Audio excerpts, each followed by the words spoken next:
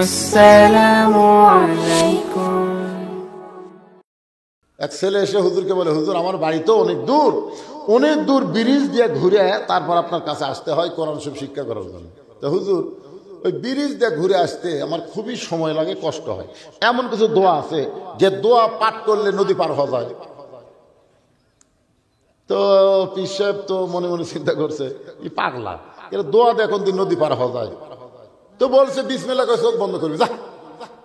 মনে করছে বিসমিল্লাহ করে চোখ বন্ধ করে পানির মধ্যে ডুবা গেলে আর নামবি না, তোর এখন কথা ঠিক না। তো পীর সাহেব যে কথা কইছে ওই ছেলেটা বড়টা ইমানের সাথে বিশ্বাস করছে যে বিসমিল্লাহ করে চোখ বন্ধ করে পা দিলি যদি নদী পার হওয়া যায় তো খামাখা ওই ব্রিজ দিয়ে ঘোরার দরকার আছে। হুজুর কিন্তু ঠাট্টার স্থলে বলেছে, ছাত্র কিন্তু বিশ্বাসে গ্রহণ করছে। এখন যা নদীর পাড়ে যায় বিসমিল্লাহ বলে চোখ বন্ধ করে পা দিছে, চোখ খুলে দেখে ওই পারে চলে গেছে। সুবহানাল্লাহ খান লাগে পার করার মালিককে পার হয়ে গেছে। এভাবে প্রত্যেকদিন যাওয়া আসা করে। যখন ছেলেটা 5-7 পারা কোরআন হেফজ করছে তখন ছেলের মা বলতেছে, যে কামেল বুজুর্গের কারণে তোর ব্রিজ ছাড়া নদী পার হওয়া পারিস সে হুজুরকে একদিন দাওয়াত করতো, আমি একটু প্রাণ ভরে হুজুরকে খাওয়াতে চাই, এত বড় আল্লাহর ওলি। তো ছাত্র এখন বলছে, হুজুর আজকে দুপুরবেলায় আমার মা আপনাকে দাওয়াত দিছে। তো হুজুরা কিন্তু দাওয়াত পেলে খুব খুশি, জোরে কোন কথা ঠিক কিনা? এর আগেও আপনাদের বলেছি যে ডাক্তারের বইয়ের কোনোদিন সিজার লাগে না, বড় ডাক্তারের বইয়ের কি লাগে না, সিজার লাগে না। মৌলবীর বাড়ির কোনোদিন মিলাদ হয় না, পীরের বউ কোনোদিন মুরিদ হয় না, জোরে কোন কথা ঠিক কিনা? এই তিনটা না খেয়াল করবেন। বড় ডাক্তারের বউ সিজার করে না, কারণ সিজার করলে মায়েরও ক্ষতি, বাচ্চারও ক্ষতি। আর মৌলানাদের বাড়ির কোনোদিন মিলাদ হয় না, মৌলানা খালি খাওয়ায় না, এখন ঠিক কিনা? আর 3 নম্বর হলো পীরের বউ কোনোদিন মুরিদ হয় না। আপনাকে এলাকার যত পীর আছে খোঁজলা দেখবেন বউ মুরিদ হয়নি, কারণ বউ জানে আমার পীর সাহেব মাঝে মধ্যে মুরিদের বইয়ের দিকে চোখ মারে, এই লুচ্চার হাতে মুরিদ হয়ে কি হবি রে। তো এখন হুজুরকে বলতে, হুজুর আজকে দুপুরবেলা আমার মা আপনাকে দাওয়াত দিছে। পীর সাহেব তো সেই খুশি, ঠিক আছে বাবা, তোমাকে আজকে 8 ঘন্টা আগেই ছুটি দিয়ে আমি তোমার মায়ের বাড়িতে যাব খাবার। এখন ছাত্র হুজুরকে নিয়ে যাচ্ছে নদীর দিকে। হুজুরকে কেড়ে পাগলা, এদিকে নৌকা আছে, তো কয় না ব্রিজ আছে, কয় না তুই এদিকে এখন নিয়ে যাস কেড়ে পাগলা, যেখানে নৌকা আছে যেখানে ব্রিজ আছে সেখানে চল। বলে না হুজুর আমি তো নৌকা ব্রিজ ছাড়াই যাই। নৌকা ব্রিজ ছাড়াই তুই যাস? হ্যাঁ ওই যে কয়েক বছর আগে কইছিলি না, তখন থেকে তুই কামি করতেছি।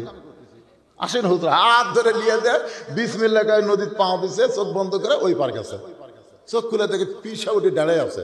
হুজুর আসেন, বিসমিল্লাহ চোখ বন্ধ করে বাজান। পিসা বিসমিল্লাহ আউযুবিল্লাহ বিসমিল্লাহ পা দিতে ঘপ করে হাঁটু মধ্যে ডুবে গেছে। তার মানে কি বুঝতেছেন? বকাউল্লাহ বকে গেছে, বকাউল্লাহ আমল করে নাই, আর সোনাউল্লাহ আমল করে জান্নাতি হয়ে যায়। জোরে কোন কথা ঠিক কথা বলেন? হ্যাঁ। এই জন্য ভাইজান, আমার এক দাদা ছিল, এখন মারা গেছে। কোনো মানুষ মরলেই আমার দাদা বলতো আলহামদুলিল্লাহ। আমি দাদারে কইলাম, কে দাদা মানুষ মরলে ইন্নালিল্লাহ কোয়া লাগে, আপনি আলহামদুলিল্লাহ বলেন? তখন বলে, ভাই আমি তো কোরআন শরীফ খতম দিয়ে খাই, কেউ মরেও না আমার দাওয়াতও নেই। মানে কি খতম দিয়ে খায়? মানুষ মরলে দাওয়াত পায়, মরেও না, খাওয়াও। এই জন্য মানুষ মরলে আমরা ইন্নালিল্লাহ বলি, আর যারা খতম দিয়ে খায় তারা খুশি হয়ে বলে আলহামদুলিল্লাহ। কোনটা বলবেন? ইযা আসাবাতুহুম মুসিবাতুন ক্বালু, সকলে বলেন ইন্না লিল্লাহি ওয়া ইন্না ইলাইহি রাজিউন।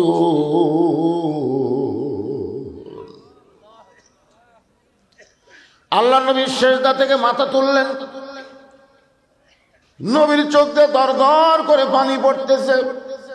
ফেরেশতা জিবরাইল বললেন, ইয়া রাসূলুল্লাহ আপনার উম্মতের ব্যাপারে এত বড় একটা খোঁজ খবরই দিলাম, সেই খোঁজ খবরে শোনার পরে আপনি সিজদা দিলেন, সিজদা থেকে চোখের পানি বের করে সিজদা কমপ্লিট করলেন। রাসূল বলে, জিবরাইল এত সুন্দর বয়ানের পরেও আমার কতগুলা উম্মত এই দরুদ পড়া থেকে গাফিল হয়ে যাবে। এত সুন্দর ওয়াজ করার পরেও কতগুলো উম্মত এই সাল্লাল্লাহু আলাইহি সাল্লাম বলা থেকেও নিজকে অলস করবে। অলস বোঝেন না? মুখ খুলবে না। আপনার পাশেরটাই বলবে সাল্লাল্লাহু আলাইহি সাল্লাম, ও মুখ খুলবে না। আপনার বলেন তো কোরআন তেলাওয়াত যখন করলাম, আপনার সবাই মুখ বন্ধ করে থাকলেন না? ওই সাইড থেকে একজন করল আল্লাহু আকবার। আচ্ছা, সবাই তো আমরা মুসলমান। আপনি আওয়ামী লীগ করেন, বিএনপি করেন, জাতীয় পার্টি করেন, জামাত করেন, তাবলীগ করেন, সবাই কি মুসলমান? এখানে সামিয়ানার নিচে যতক্ষণ আমরা বসবো, আমরা অন্য কোনো দল করব না, সবাই একমাত্র আল্লাহর দল করব। জোরে কোন কথা ঠিক কিনা? তাহলে আল্লাহর কোরআন শুনলে মানুষের কি বাড়ে? ঈমান বাড়ে। এ কথা কি নতুন শুনতেছেন না আগেও শুনছেন? ওয়াইযা তুলিয়াত আলাইহিম আয়াতুহু জাদাতুহুম ঈমানা ওয়া আলা রাব্বিহিম ইয়াতাওয়াক্কালুন। বাবা হয়েছে? সাউন্ড ক্লিয়ার হয়েছে? শোনা যাচ্ছে তো? আলহামদুলিল্লাহ। বুঝবার পারলি হলো, অসুবিধা নেই।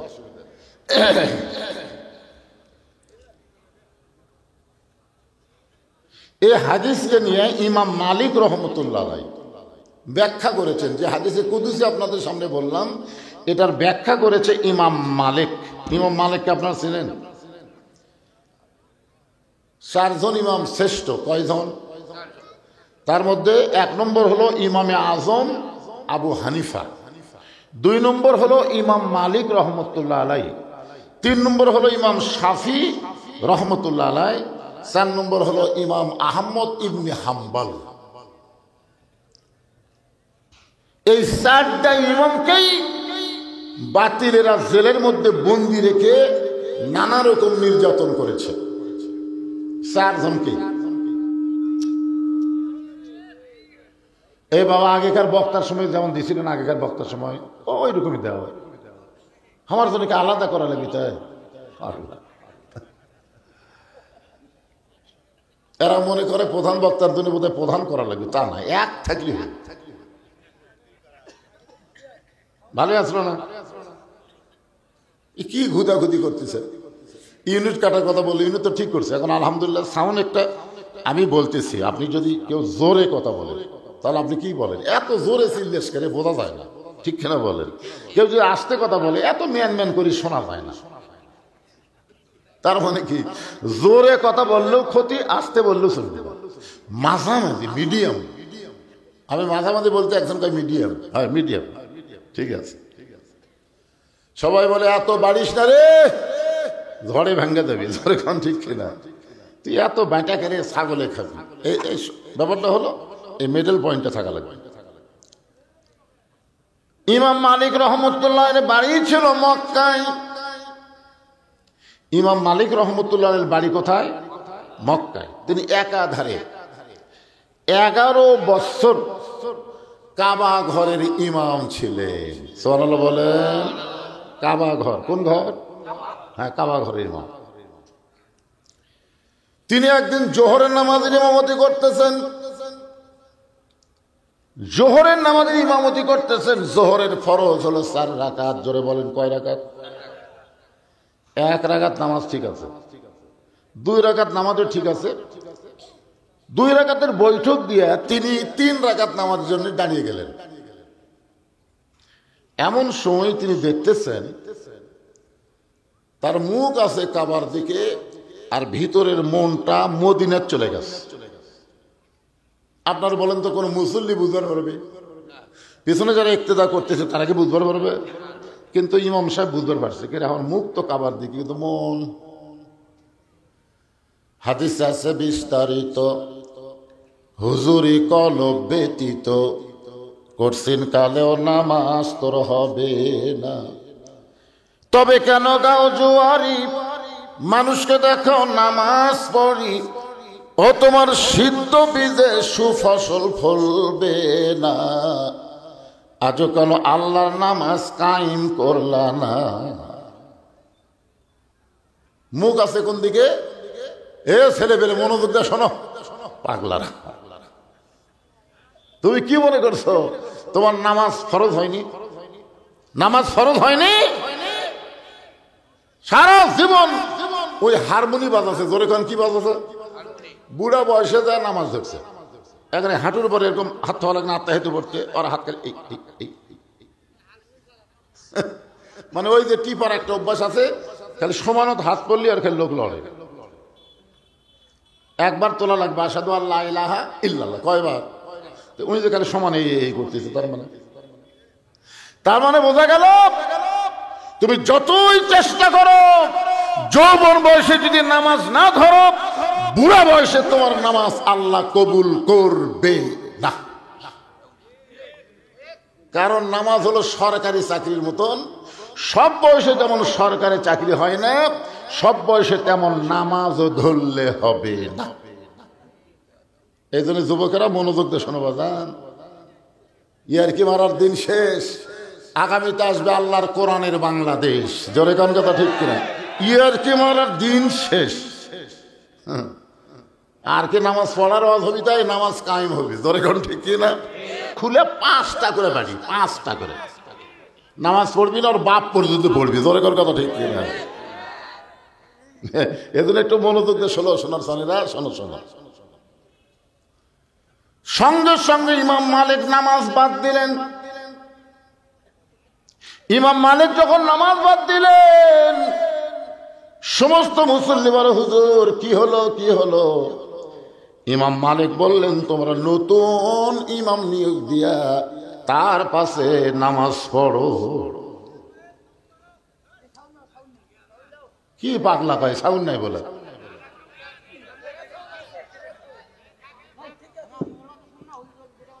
না না, হুজুরের কাছে সাউন্ড আছে বা এখন ওই জায়গাতে আছে কিনা, যা তো তা ঘুরে যা। এই তোরা কয়জন রে পাগলার, কয়জন? একজন ওখানে যাও তো, দেখো সাউন্ড আছে কিনা, এই যাও।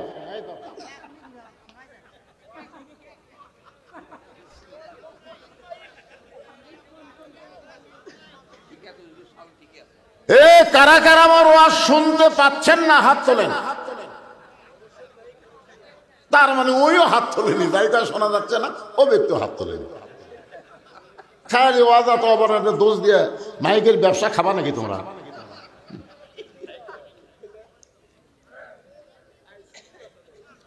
আরে যেটা হোক আছে তো, আজকে এটাই মানে লো বাবা, অসুবিধা কি? হ্যাঁ, কি বলতেছিলাম, গুরুত্বপূর্ণ কথা চলতেছে যে তোমরা নতুন ইমাম নিয়োগ দাও, আমার পিছনে তোমাদের নামাজ হবে না। সমস্ত মুসল্লি বলে হুজুর কেন হবে না? ইমাম মালিক বললেন আমার মুখ আছে কাবার দিকে, মন চলে যায় মদিনার দিকে। কাবার দিকে শুধু মুখ করলে হবে না, মনটাও কাবা করা লাগবে, ধরে কোন ঠিক কি না? এই জন্য তো শয়তান বলে তোমরা মসজিদের মধ্যে যতই ঢোকো লাভ নাই, কারণ মসজিদের মধ্যে ঢুকলে নামাজ হবে না, নামাজের ভিতরে ঢোকা লাগবে, ধরে কোন ঠিক কি না? আর যেই ব্যক্তি নামাজের ভিতরে ঢুকবে তার চরিত্র কি? ইন্নাস সালাতা তানহানিল ফাহশাই ওয়াল মুনকার। একমাত্র নামাজই পারে মানুষকে যাবতীয় বেহুদা খারাপি কাজ থেকে বাঁচায় দিতে। আল্লাহ কয় নামাজের জোরে ফায়েজ সাকাত যাবে দূরে, পাক কোরআনে রয়েছে ঘোষণা। এখন আকাম কুকাম নামাজ রোজা একসাথে বান্দিয়া বোঝা, আকাম কুকাম নামাজ রোজা একসাথে বান্দিয়া বোঝা, জাহান্নামে দিয়া সরওয়ানা, আজও কেন আল্লাহর নামাজ কায়েম করলা না? নামাজ পড়ে সুদ খায়, এরকম সুদা নামাজে আছে না নাই? নামাজ পড়ে ঘুষ খায়, নামাজ পড়ে পরের জমির আল ঠেলে। কিছুদিন আগে ইউটিউবে দেখলাম এক লোক খালি মাথার টুপি দিয়ে জুব্বা পরে জিকির করতেছে, আর খালি সমান আলের মধ্যে দিয়ে কোদাল মারতেছে। আপনারা দেখেন ওই আল্লাহ আল্লাহ জিকির করার কোদাল খালি বাই করে বসে দেয়। তার মানে কি কোরআন ঠিক আছে না নাই, কিন্তু আর নামাজ ঠিক নেই।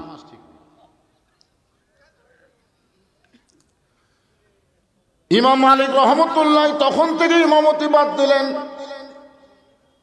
দুনিয়ার সবাই যখন ঘুমায় গেছে, এমন সময় ইমাম মালিক গভীর রাত্রে কাবা ঘরের কাছে গিয়ে বলে, কাবারে, আমার ওপর মন খারাপ করিস না, আমি আর মক্কায় থাকবো না, আমার মনটা যেখানে যায় আমি চলে যাব মদিনা। মনে বড় আশা ছিল আমি যাব মদিনায়। এ গান গাইলে গুনাহ হবে? তাহলে বলেন, মনে বড় আশা ছিল আমি যাব মদিনায়, সালাম আমি করব গিয়া নবীজির যায়। মনে বড় আশা ছিল আমি যাব মদিনায়, আরব সাগর পাড়ি দিব নাইকো আমার তরি, আমি পাখি নই যে উড়ে যাব ডানাতে ভর করি, আমার স্বাদ আছে সম্বল নাই, স্বাদ আছে সম্বল নাই, করি কি উপায়। মনে বড় আশা ছিল আমি যাব মদিনায়। আব্দুল আলিম বলেন, রে বাংলার মুসলমান, তুমি গরিব হওয়ার কারণে হয়তো তোমার মদিনায় যাওয়া হলো না। ওই মদিনার মানুষটাকে কলিজার মধ্যে জায়গা দিয়া ওই নবীর সুন্নত আদর্শ যদি গ্রহণ করো, তুমি মদিনায় যাবার না পারলে কি হবে? মদিনার নবীকে আল্লাহ তাআলা তোমার ভাঙ্গা বাড়িতে পৌঁছাইয়া দিবে। ইমাম মালিক চলে গেলেন মদিনায়। যতদিন তিনি মদিনায় ছিলেন কোনদিন জুতা স্যান্ডেল পায়ে দেন নাই। মদিনার মাটি নিজের গায়ে মাখতেন আর বলতেন, মদিনারে, আমি যদি মানুষ না হইয়া তোর বুকের মাটি হইতে পারতাম তাহলে আমার জীবন ধন্য হয়ে যাইত। মদিনারে, তোর উপর দিয়ে আমার দয়াল নবী হেঁটে গেছে, যদি আমি মাটি হইতাম নবীর কদম আমার বুকের উপরে পড়তো। মদিনারে, কানতে কানতে ইমাম মালিক যখন বেহুশ হয়ে যায়, ওই সময় দেখতে পাই নবী আর রওজার মধ্যে নাই।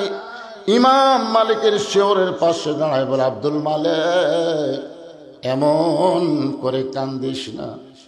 এ মদিনা একদিন ইয়াসরিব ছিল, মদিনা ছিল না। আমি নবীকে কোলে নেওয়ার কারণে হয়েছে মদিনা।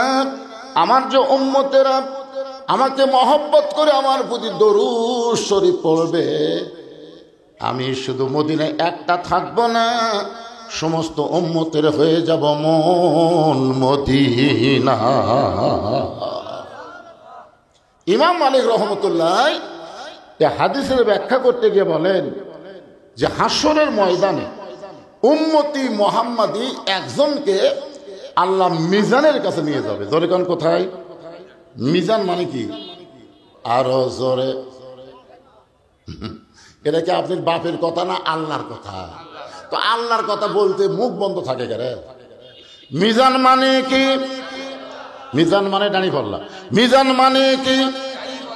আরো জোরে, জোরসে বলুন। জোর হলো না, আরো জোরে। এখন একদল বলবে, হুজুর আপনি কি দাড়ি ফলার মিছিল করে বেড়াচ্ছেন? আল্লাহ কোরআনে বলেছে, সূরা রহমান পড়ে দেখেন, ওয়াল ওয়াজনা বিল কিসতি ওয়ালা তুকসিরুল মিজান। আল্লাহ তখন ওজন করে দেখবে নেকির চাইতে পাপ অনেক বেশি। আপনারা বলেন তো, নেকির চাইতে যদি পাপ বেশি হয় তার ঠিকানা কি? আপনারাই জোরে বলেন, ঠিকানা কি?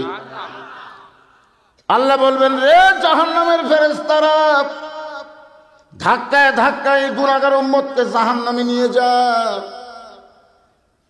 মনে করেন আমি সেই উম্মত, মনে করেন জাহান্নামের ফেরেশতারা ধাক্কায় ধাক্কায় যখন আমাদেরকে জাহান্নামের দিকে নিয়ে যাবে, এমন সময় আমাদের নবী আসেন আমার মুক্তার, আসেন আমার ব্যারিস্টার, শেষ বিচারের হাইকোর্টেতে তিনি আমায় করবেন পার, আমি পাপী রাসূল জাবিন্দার। আল্লাহ নবীর সামনে দাঁড়িয়ে যাবে, ফেরেশতা বলবে কে গো আপনি? আজকে হাসরের ময়দানে কেউ কারো নয়।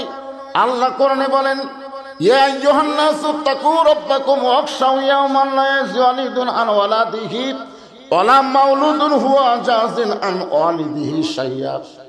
হাসরের ময়দানে মা তার সন্তানকে চিনবে না, বাবা তার সন্তানকে চিনবে না, সন্তান তার বাপ মাকে চিনবে না, কেউ যখন কাউকে চিনবে না, ওই সময় কেবলমাত্র আমাদের নবী, ধরে কান সুবহানাল্লাহ, কেবলমাত্র কার নবী? হ্যাঁ, আমাকের নবী। বুকের দিকে আঙ্গুল দিয়ে বলে আমাকের নবী। আদম আলাইহিস সালাম থেকে ঈসা নবী পর্যন্ত সবাই বলবে ইয়া নফসি ইয়া নফসি, আমার কি হবে, আমার কি হবে। আর আমাদের নবী শুধু বলবে ইয়া রাব্বি হাবলি উম্মতি, আমার উম্মতের কি হবে। ফেরেশতারা বলবে আপনি কে গো, সামনে থেকে সরেন, আল্লাহ হুকুম করছে একে জাহান্নামে ফেলে দেওয়া লাগবে। নবী বলতেছে আমার ঠেলা ফেলা দিয়ে আমার উম্মতকে নিয়ে যা, যা। তুই কত বড় ফেরেশতা তা? আল্লাহ কয় জিবরাইল কাম হবে না, কাম হবে না। ওই ফেরেশতাগুলো নবী জানে কিন্তু নবীরে চিনে না। সুবহানাল্লাহ খান না কে? তুমি তো নবীরে চিনো, যাও যাও। ফেরেশতা জিবরাইল নবী চিনার কারণে হাসরের ময়দানে আল্লাহর নবীকে সালাম দিবেন, আসসালামু আলাইকা ইয়া রাসূলুল্লাহ, নবী সালামের উত্তর দিবে না। ফেরেশতা জিবরাইল আবার সালাম দিবেন, আসসালামু আলাইকা ইয়া রাসূলুল্লাহ, নবী সালামের উত্তর দিবে না। ফেরেশতা জিবরাইল আবার নবীকে সালাম দিবেন, আসসালামু আলাইকা ইয়া রাসূলুল্লাহ, নবী সালামের উত্তর দিবে না। কয়বার হলো? জিবরাইল বলে হুজুর দুনিয়ার জীবনে আপনাকে 24,000 বার সালাম দিছি, সালাম দেওয়া মাত্রই আপনি উত্তর দিচ্ছেন। আজকে হাসরের ময়দান আপনাকে 3 বার সালাম দিলাম, আপনি একটাবার উত্তর দিলেন না। আল্লাহ রাসূল বলে জিবরাইল সালাম দেওয়ার আগে সালাম দেওয়াটা শিখা লাগবে। ফেরেশতা জিবরাইল বলে হুজুর আমার সালামের মধ্যে ভুল কোথায়? নবী বলে তুই গ্রামার জানিস? আরবি গ্রামার আছে না নাই? ওয়াহেদ, তাসনিয়া, জমা। আসসালামু আলাইকুম হলো জমা, আসসালামু আলাইকা মানে ওয়াহেদ, আসসালামু আলাইকুমা তাহলে সানি হলো। আরবিতে 1 বচন, 2 বচন, বহু বচন আছে। 1 বচন হচ্ছে কা, 2 বচন হচ্ছে কুমা, 3 বচন হলো কুম। আমাকে যখন সালাম দিবেন তখন কি বলা লাগবে? আসসালামু আলাইকুম। কারণ আমার 2 কান্দে 2টা ফেরেশতা থাকার কারণে আমাকে বহু বচন করা লাগবে, কিন্তু নবীর কান্দে কোনো ফেরেশতা নেই। এই জন্য নবীকে সালাম দেওয়া লাগবে আসসালামু আলাইকা। কয় বচন? 1 বচন। ফেরেশতা জিবরাইল বলে ইয়া রাসূলুল্লাহ সালামের ভুল কোন জায়গায়? আল্লাহর নবী বললেন জিবরাইল তুমি শুধু আমারে সালাম দাও, কিন্তু আমার গুনাহগার উম্মতকে বাদ দিলা কেন? যাকে ধাক্কায় ধাক্কায় জাহান্নামে নিয়ে যাচ্ছে তাকে বাদ দিলা কেন? ফেরেশতা জিবরাইল বলে ইয়া রাসূলুল্লাহ নেকির চাইতে পাপ বেশি হয়ে গেছে, আল্লাহ জাহান্নামের ফতোয়া দিছে। ফতোয়া মানে রায়। জাহান্নামে কি দিছে? এর সালাম দিয়া লাভ কি? আল্লাহ রাসূল বলে জিবরাইল তোমার আল্লাহ বিচার করে আমার উম্মতকে জাহান্নাম দিবার পারে, সালাম দেওয়ার সময় তুমি আমার উম্মতকে বাদ দিবার পারো, কিন্তু আমি নবী আমার উম্মতকে কোনো সময়ে বাদ দিবার পারি না। তো জিবরাইল বলে আপনি কি করবেন? নবী বলতেছে কে আপিল করব। আপিল নাই কি? কোন আপিল নাই? আল্লাহ ইচ্ছা মতো হাকিম হয়ে আমার গুনাহগার উম্মতের বিচার করবে, আমি উকিল সেখানে থাকতে পারবো না। এই বিচার আল্লাহ করতে পারে, কিন্তু আমি নবী এই বিচার মানি না। আল্লাহ কি হাকিম? ধরে কেন আল্লাহ কি? আমরা কি আসামি? আর নবী কি? উকিল। তাহলে হাকিম বিচার করবে, আসামির উকিল থাকবে না। এই বিচার হাকিম করতে পারে, কিন্তু আমি উকিল মানি না। আমি আল্লাহর আদালতে আবার আপিল করলাম। উম্মত নবীর মুখের দিকে তাকায় বলবে, কে গো আপনি? আপনি কে? এই কঠিন বিপদের দিনে জাহান্নামে যাওয়া বন্ধ করে আপনি আমাকে জান্নাতে নিয়ে যাওয়ার চেষ্টা করেন, আপনি কে গো? নবী তখন বলবে, আল্লাহুম্মা সাল্লি আলা সাইয়্যিদিনা। তুই কি বলছিস? যে আমার প্রতি শুধু দরুদ শরীফ না, আমাদের নবী হলো আমাদের নেতা। ধরে কারণ সুবহানাল্লাহ। এখন কোন নেতার পিছনে ঘোরেন? কোন নেতা? আমার নেতার চরিত্র ফুলের মতন পবিত্র, নামাজ পড়ে না এক ওয়াক্ত। ধরে কোন কথা ঠিক কিনা? এই নেতার পিছনে ঘোরার কারণে তো নেত্রী পলে গেছে, আর কর্মীগুলো খালি কাউ কাউ কাউ কাউ করতে। এরা নেতা না, এরা হলো হারকিন মোসা লেতা। লেতা বুঝেন না? সঙ্গে সঙ্গে আল্লাহ বলবেন, হাবিব আপনার উম্মতের ব্যাপারে আমি আল্লাহ তাআলা আপিল গ্রহণ করলাম। আবার মিজানের কাছে নিয়ে যাওয়া হবে, নতুন করে নেকি আর পাপের ওজন হবে। নেকির চাইতে পাপ বেশি হওয়ার কারণে আল্লাহ বলবেন, হাবিব দেখেন তো আমি কি বিচার ভুল করেছি? নেকির চাইতে পাপ বেশি হওয়ার কারণে আমি আল্লাহ তাআলা তাকে জাহান্নামে রায় দিয়েছি।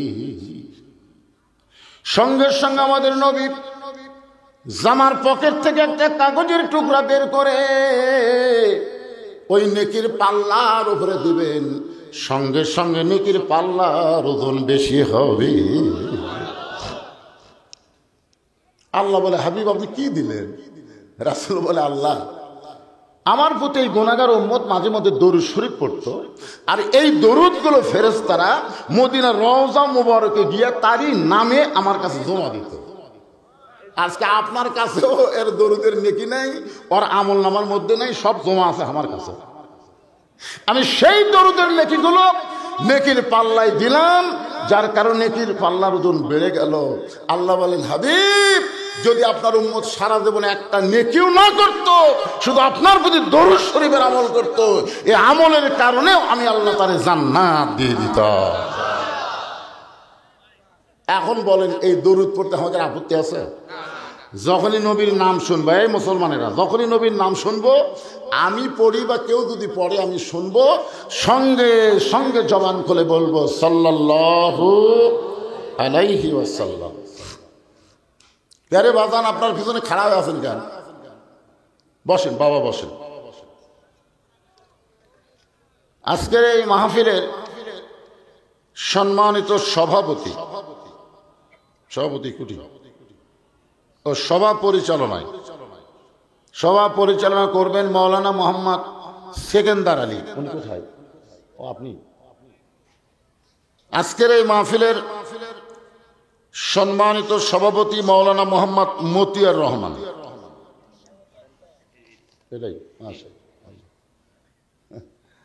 আজকের এই মাহফিলের সম্মানিত সভাপতি এবং সম্মানিত সভা পরিচালনাকারী দুইজন আল্লাহর বান্দাদেরকে অন্তরের অন্তঃস্থল থেকে আমি শুভেচ্ছা জ্ঞাপন করছি।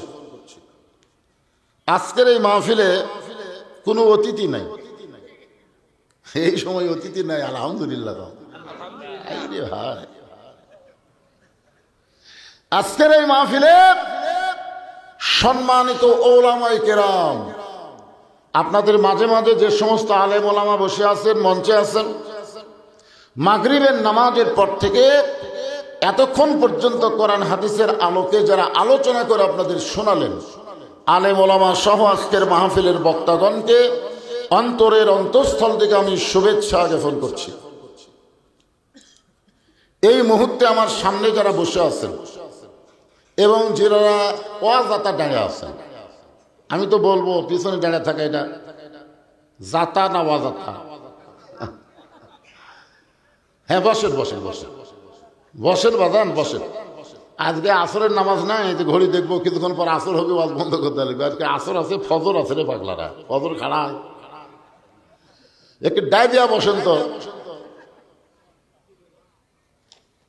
হতে পারে আজকের ওয়াজ আমার জীবনের শেষ ওয়াজ, হতে পারে আপনাদের জীবনের শেষ শোনা। ধরে কোন কথা ঠিক কিনা? একটু বসে, একটু আল্লাহর রাস্তায় বসে। সম্মানিত মা বোনেরা, পর্দার অন্তরালে বসে বসে যারা আলোচনা শুনতেছেন তাদেরকে শ্রদ্ধা জ্ঞাপন করে এই মুহূর্তে আমি জানতে চাচ্ছি আপনারা সকলে কেমন আছেন? আলহামদুলিল্লাহ রব্বিল আলামিন। যে আল্লাহ শারীরিক সুস্থতা দান করে মানসিক প্রশান্তি লাভের জন্য আজকের এই জান্নাতের বাগানে কবুল করলেন, আমরা সে আল্লাহর উপরে খুশি না বেজার? তাহলে জবান করে সমস্যারে সকলে বলবো রব্বানা লাকাল হামদ হামদান কাসীরান তাইয়িবান মুবারাকান ফীহি। আমরা প্রশংসা করলাম কার? আল্লাহর। যে আল্লাহ জন্মগতভাবে আমাদেরকে মুসলমানের ঘরে কবুল করেছেন। আমাদের সর্বসাকুল্যে 3টা অধ্যায় আছে। ধরে কোন কয়টায়? একটা আমরা শেষ করে আসছি, সেটা হলো রুহের জগৎ, আমাদের শেষ হয়ে গেছে। দুনিয়ার জগতে বর্তমানে আমরা আছি, সামনে আমাদের আরেকটা জগৎ আছে, তার নাম হলো পরকালের জগৎ, আখেরাতের জগৎ। জোরে কোন কথা ঠিক কিনা? আপনারা বলুন তো, 3টা জগতের মধ্যে আমরা কিন্তু পাস করছি। কি করছি? কারণ 3-এর মধ্যে 2 আল্লাহ আমাদের পক্ষে। রুহের জগতে আল্লাহ যদি আমাদের পক্ষে না থাকতো তাহলে দুনিয়াতে মুসলমানের ঘরে আমাদের কবুল করতো না। ঠিক কিনা বলেন? তাহলে দুনিয়াতে মুসলমানের ঘরে যখন আমাদের কবুল করেছে, বিশ্বাস করতে হবে রুহের জগতেও আল্লাহ আমাদের পক্ষে ছিল, দুনিয়ার জগতেও আল্লাহ আমাদের পক্ষে আছে। তাহলে 3 জগতে 2 জগৎ যদি আল্লাহ আমরা পাই, আর একটা জগতে আমরা পাবো না কে ভাই? আপনাদের কি মনে হয়? যদি নাও পাই তাও তো পাস। প্রত্যেক জগৎ 33 করে ধরেন, 33 আর পরকালে 33, তাহলে কত হলো?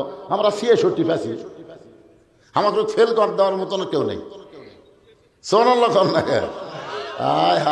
পরের 33 যদি পাই তাহলে আমরা গোল্ডেন এ প্লাস হবে। জোরে কোন কথা ঠিক কিনা?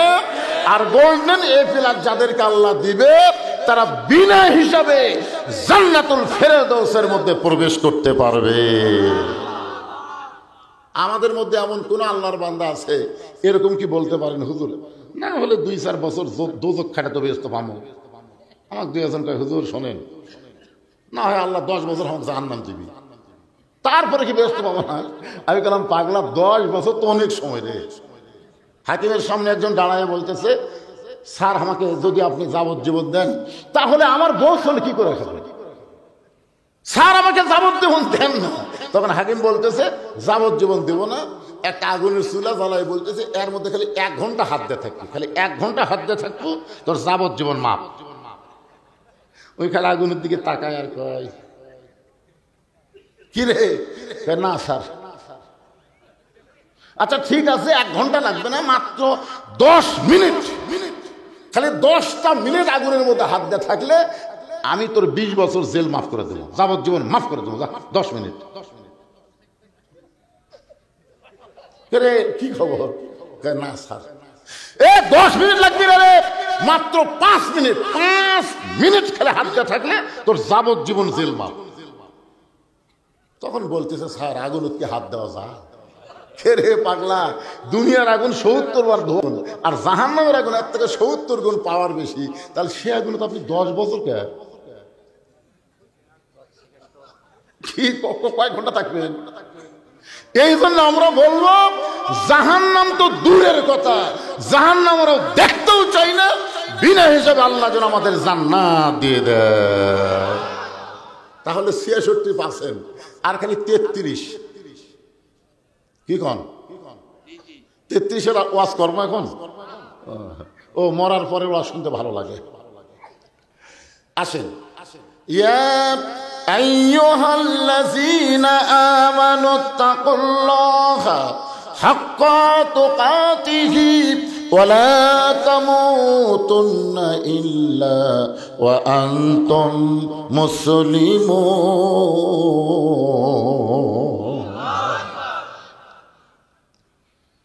এই আয়াতকে সামনে নিয়ে আজকের আলোচনা ইনশাল্লাহ। এর ভিতরে সব ওয়াজে আছে, কিন্তু আমি আপনাদের একটু পবিত্র ওরস, কি কন, এই ওরসটা আপনাকে একটু বুঝাবার চাই। বোঝার মতন মাথা আছে কিনা আল্লাহ ভালো জানে, কারণ মাথা লাগবে। ধরে এখন কি লাগবে? মাথা। একজন আল্লাহর বান্দা, নাম হলো তার জাম্বিদ রহমতুল্লাহ আলাই। এ ওরস বুঝাচ্ছে, একটু মনোযোগ দিয়ে শোনেন। এখন লেখা যাবি কি যাবি না সেটা পরে চিন্তা করবে। আল্লাহর জাম্বিদ রহমতুল্লাহ আলাই, ওনার বাড়ি হলো বাগদাদ শরীফ। দরিকান কোথায়? হ্যাঁ, খুব খেয়াল করবেন, বাগদাদ। বড় পীর আব্দুল কাদের জিলানির বাড়িও কিন্তু বাগদাদ।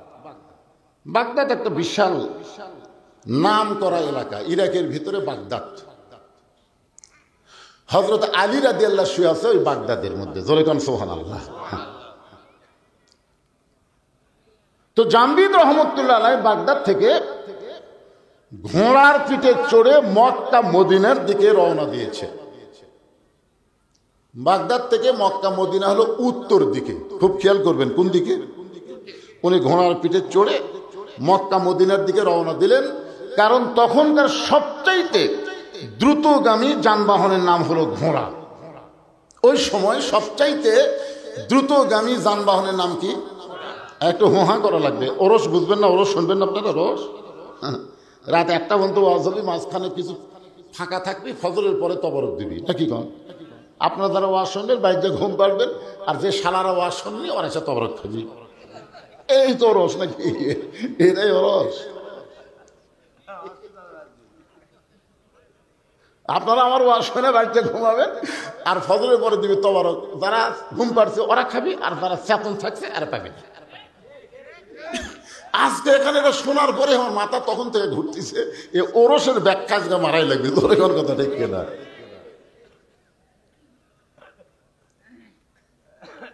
ঘোড়ার পিঠে চড়ে মক্কা মদিনার দিকে রওনা দিলেন।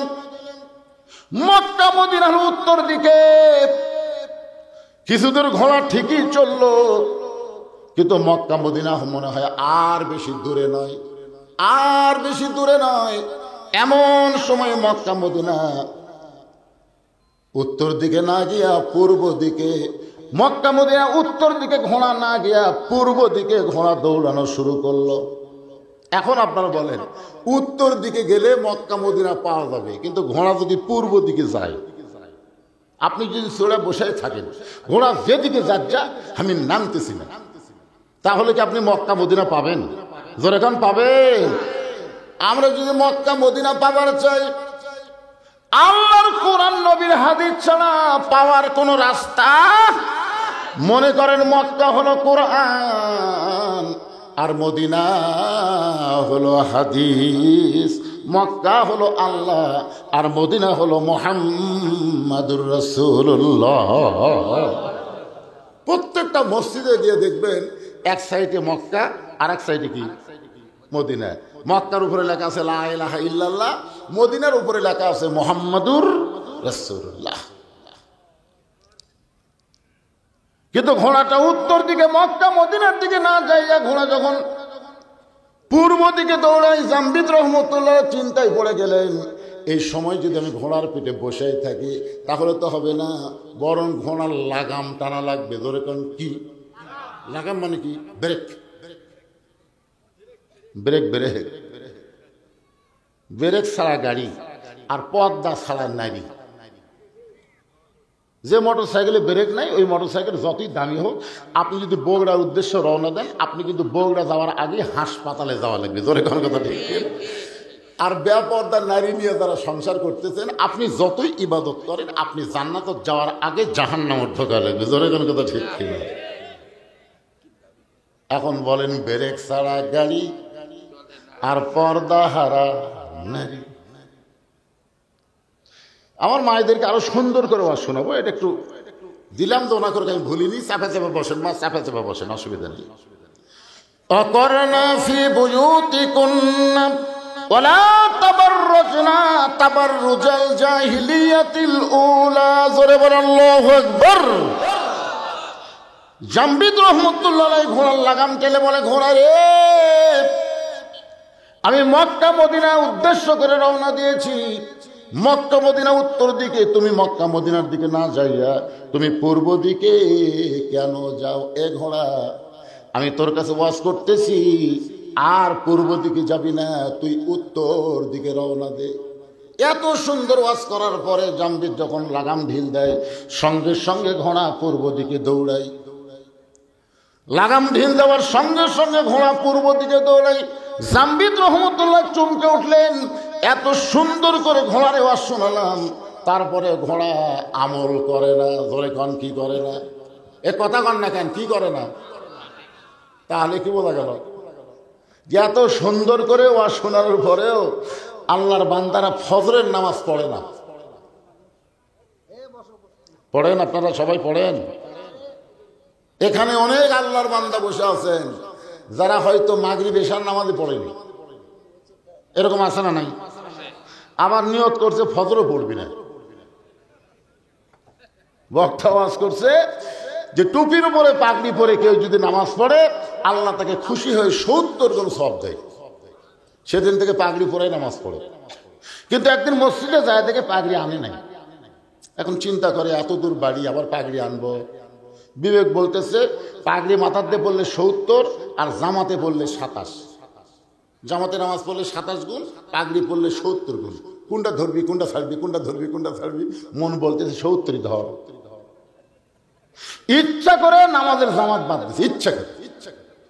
সবাই যখন জামাতে নামাজ পড়ে বাড়িতে গেছে, ও তখন মসজিদের মধ্যে ঢুকে এক টানে লুঙ্গি খুলিছে। এক টানে লুঙ্গি খুলে ওটা আড়াই ভালতে মাথা 3 পেঁয়াজ দিয়ে রুকুর থেকে সেজদাত গেছে।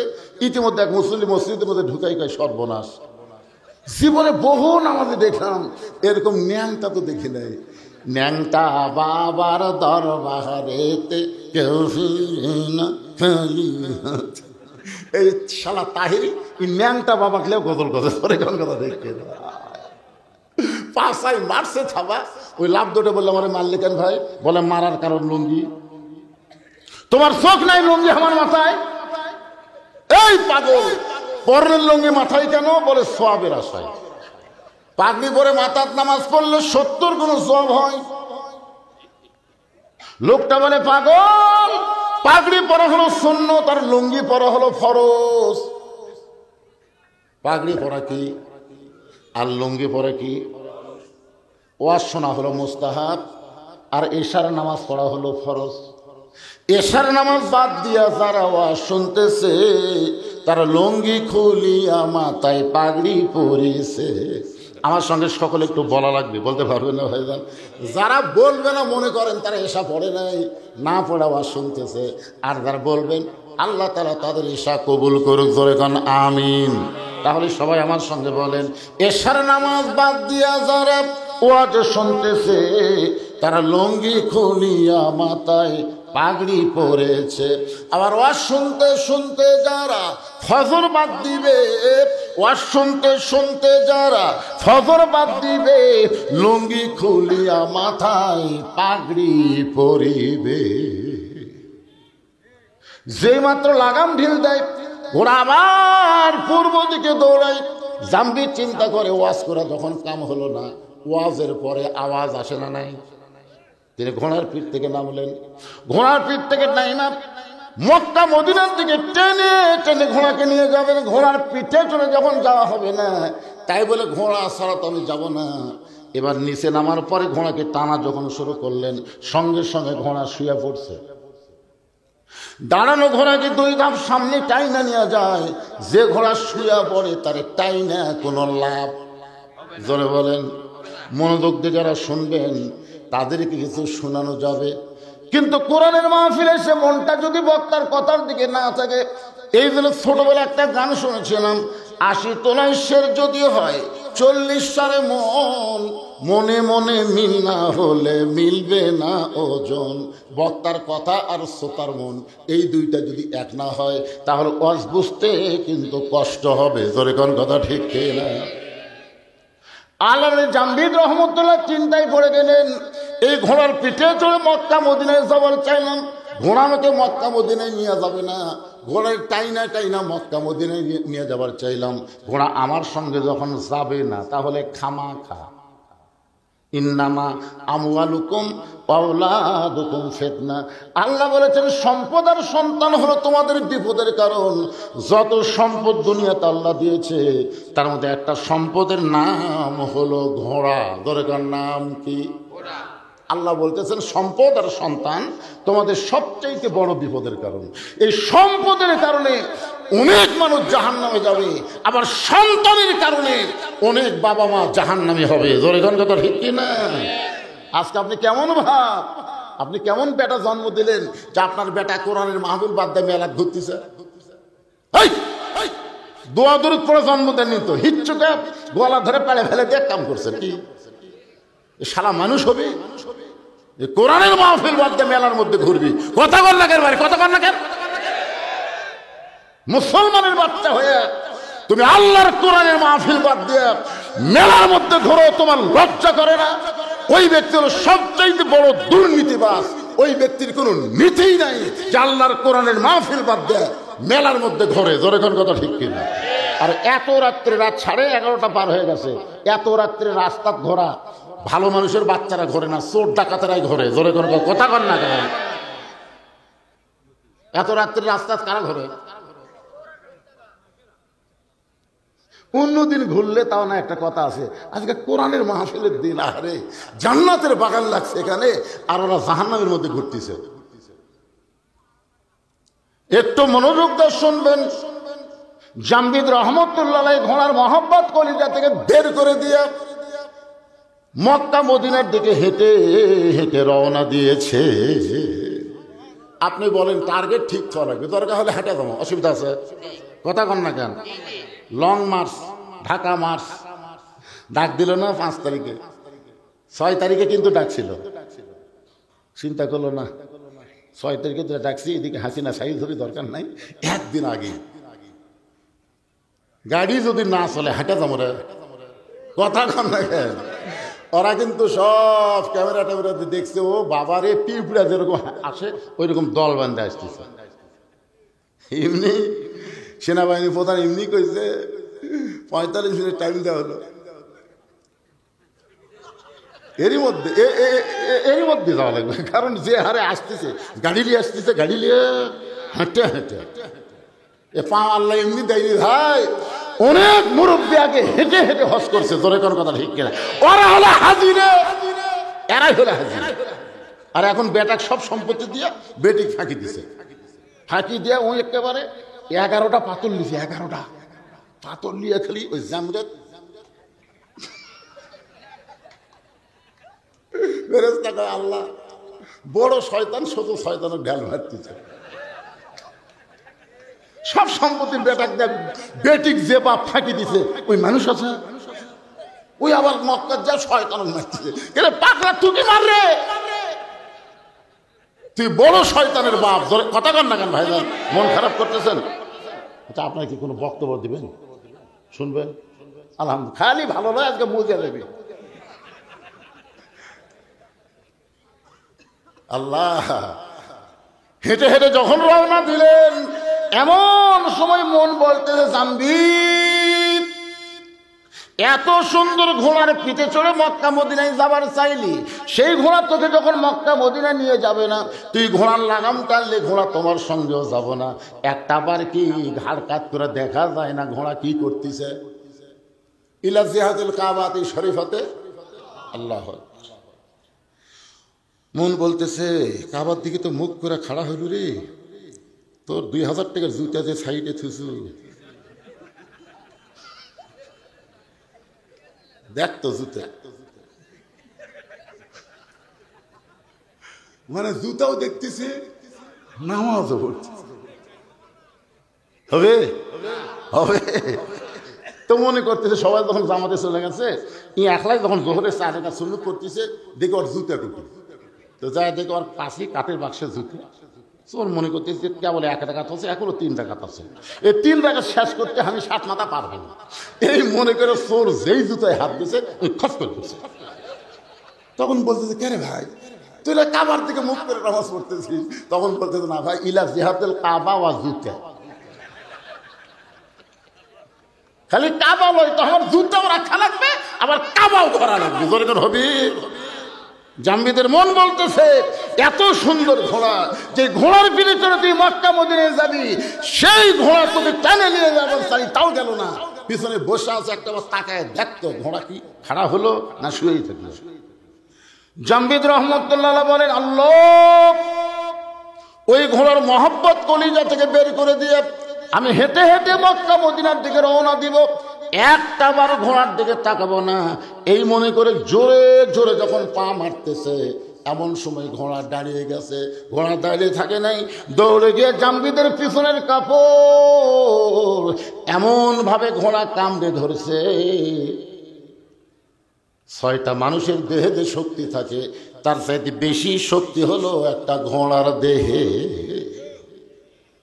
জাম্বিদ হেঁটে হেঁটে মক্কা মদিনায় যাবার চায়, কিন্তু ঘোড়া পিছনের কাপড় কামড়ে ধরে জাম্বিদকে টেনে টেনে পূর্ব দিকে যায়।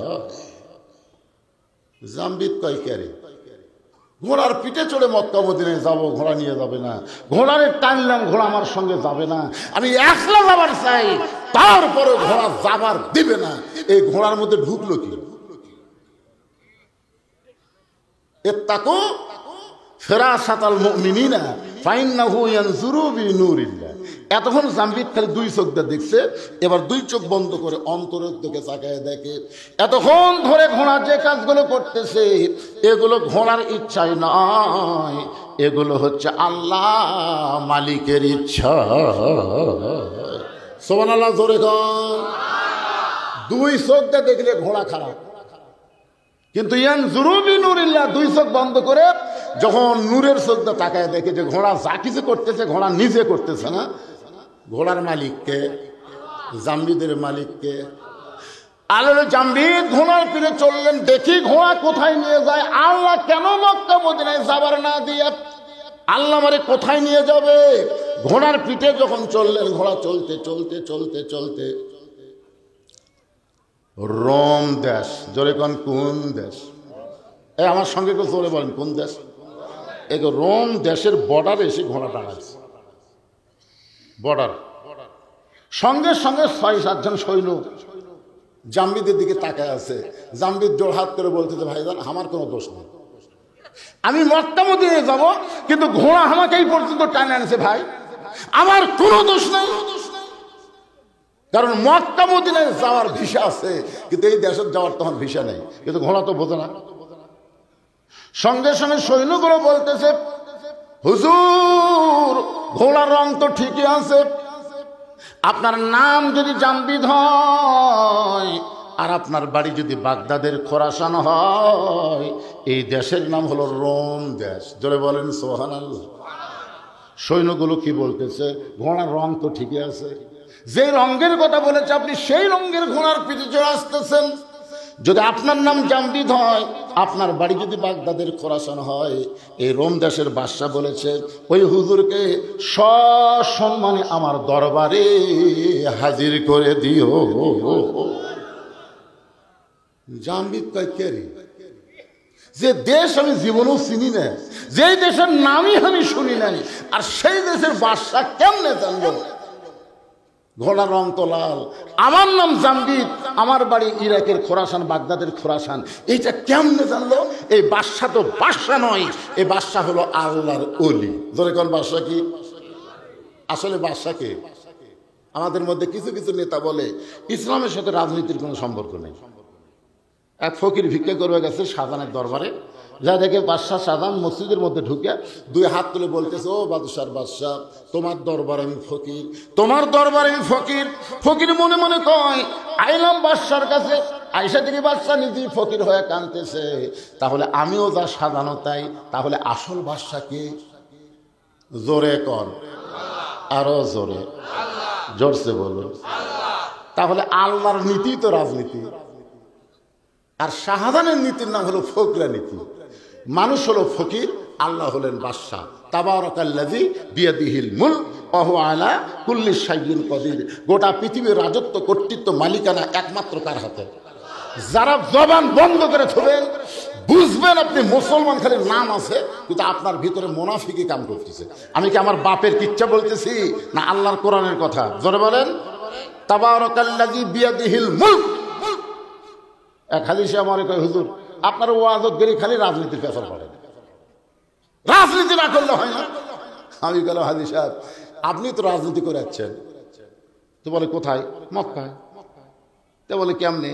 আমি বললাম, আপনি কি আল্লাহর ঘর সামনে থেকে বলেছেন ইন্নাল হামদা ওয়ান নিমাতা লাকা ওয়াল মুলক লা শারিকা লাক? এটাকে আপনি বলছেন? হুজুর বহুবার বলছি। তো এই লাকা ওয়াল মুলক লা শারিকা লাকের অর্থ কি? আমরা তো শুনে শুনে খালি কষি হুজুর, আমরা তো অর্থ জানি না।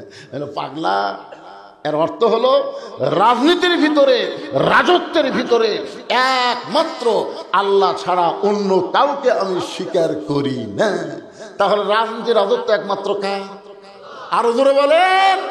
আপনি কাবা ঘরের সামনে দিয়ে এই তালবিয়া পড়ে এসে বাংলাদেশের মানুষের দল করতেছেন, আপনার হাজি নাম হবে কিন্তু হজ কবুল হবে না। জোরে কথা কন না কেন ভাইরা? তাহলে বাদশাহ শাহজাহান কি বাদশাহ আছে? বাদশাহ শাহজাহান বাদশাহ আছে? বাদশাহ নেই, কি হচ্ছে? আল্লাহ গানিয়ুন ওয়া আনতুমুল ফুকারা। আমরা হলাম ফকির, ধনীর নাম কি? আরো জোরে, জোরসে বলো। জামবিদ রহমতুল্লাহ চমকে গেলেন, যে দেশ আমি চিনি না, যে দেশের বাদশাকে আমি জীবনেও জানি না, সেই দেশের বাদশা কেমনে জানলো আমার নাম জামবিদ, আমার বাড়ি খোরাসান বাগদাদে, আমি লাল ঘোড়ার পিঠে চড়ে আসতেছি, এই বাদশা অবশ্যই আল্লাহর ওলি। ওই 6 জন সৈন্য শুভেচ্ছা স্বাগতম, আল্লাহর ওলির আগমন, শুভেচ্ছা স্বাগতম বলে রোমের রাজদরবার পর্যন্ত পৌঁছায় দিলেন। জামবিদ বললেন, ভাইজান এই যে রাজদরবারের দরজা পর্যন্ত নিয়ে আসলেন, এখন আমি কি করব? বলে, এখান থেকে আপনাকে একলাই যাওয়া লাগবে, এখান থেকে আপনাকে একলা যাওয়া লাগবে। ফেরেশতা জিবরাইল বলে, নবী গো, এই পর্যন্ত আল্লাহ আমাকে হুকুম দিয়েছে, এরপর থেকে আপনাকে একলাই যাওয়া লাগবে। ধরে কোন কয়জন? কেন? ওরস মানে কি একটু খেয়াল করেন। আল্লাহ নবী 2 জনা, প্রেম করিবেন গোপনা, মাঝখানে তো অন্য কারো জায়গা থাকবে না। জায়গা যদি থাকিত জিবরাইলকে সঙ্গে নিত, জায়গা যদি থাকিত জিবরাইলকে নিত, দরজার বাইরে আল্লাহ ব্রেক করাতো না। সবাই বলেন, আল্লাহ নবী 2 জনা প্রেম করেছেন গোপনা, মাঝখানে তো অন্য কারো জায়গা ছিল না। কি জিবরাইল খালি এক ধাপ মারলে তোর অস্তিত্ব পুড়ে হবে। সাই 70,000 নূরের পর্দার গেট, আমি আল্লাহ আমার দোস্তকে সাদর সম্ভাষণ জানাবার চাই। জোরে কেন সুবহানাল্লাহ। আয় রে, নবী একলা এখন আল্লাহর কাছে যাচ্ছে একলাই। ফেরেশতা জিবরাইল বলে, হুজুর আমি আপনার সাথে থাকলে আপনাকে কোলদারা হইয়া, কোলদারা বুঝুন না? বর দেখবেন বিয়ের দিনে কোলদারার মোশন দেখছেন? বড় এই কি ছোট ছোট ঘাস খাবো, তোর শ্বশুর মামা শ্বশুর সবাই কিন্তু জানলাতে তোকে দেখতেছে। আজকে যাত্রীরা, বর যাত্রী যেভাবে খায় ওর দিকে কারোর নজর নেই, নজর কিন্তু তোর দিকে আছে। আজকে তুই কম খা, ছোট ছোট ঘাস খা, মুগত কিছু ভরার সাথে সাথে চুষি পেপার দে মুসকু। কোলদারা বড় শিখা দিচ্ছে। কারণ কি জন্য? আজকে তোর পরীক্ষার দিন পাগলা, আগামীকাল থেকে তোর খাওয়ার শেষ না, তুই কি খাবো রে? কিন্তু যারা আজকে শেষ খাওয়া খাচ্ছে বরযাত্রী, ওরকে আজকে শেষ পাগলা, আগামীকাল আর খাওয়া নেই। এই দুনিয়াতে কাফের বেঈমান হলো বরযাত্রী, আর মুসলমান হলো বর। মুসলমানকে ফেরেশতারা দেখতেছে, আল্লাহ দেখতেছে, চিন্তা ভাবনা করে খাওয়াও লাগতেছে, চলাও লাগতেছে। তোরে কোন ঠিক কিনা? আর বরযাত্রীর কোনো চিন্তা আছে? কারণ ওরা জানে মরার সাথে সাথে জাহান্নাম, পিটুন খাওয়া ছাড়া বুদ্ধি নেই। আর আমরা জানি মরার পরে জাহান্নাম না, আমাদের জন্য জান্নাতের দরজা আল্লাহ খুলে দিয়েছেন। সালামুন আলাইকুম তিবতুম ফাদখুলুহা খালিদিন। এখান থেকে আপনি 1 লাখ যান। আল্লামী জামবিদ রহমতুল্লাহ রোমের বাদশার রাজ দরবারে একা একা রওনা দিলেন। কিছু দূর যাওয়ার পরে রোমের বাদশা দাঁড়িয়ে জামবিদ রহমতুল্লাহকে সাদর সম্ভাষণ জানায়, বলতেছে, ওগো আল্লাহর ওলি,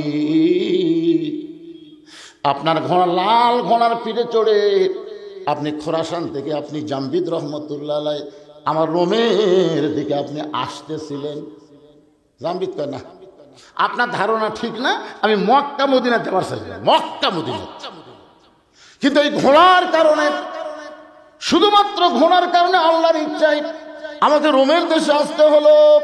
তবে আমি জানতে চাই আপনি কেমনে জানলেন আমার নাম জাম্বিদ, আমার বাড়ি খোরাসান, আমি লাল ঘোড়ার পিঠে চড়ে আসতেছি, এইটা আপনি কেমনে জানলেন?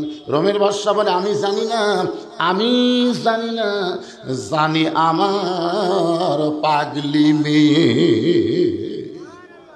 সোনারা জোরে কন। জাম্বিদ বলে কি বলে?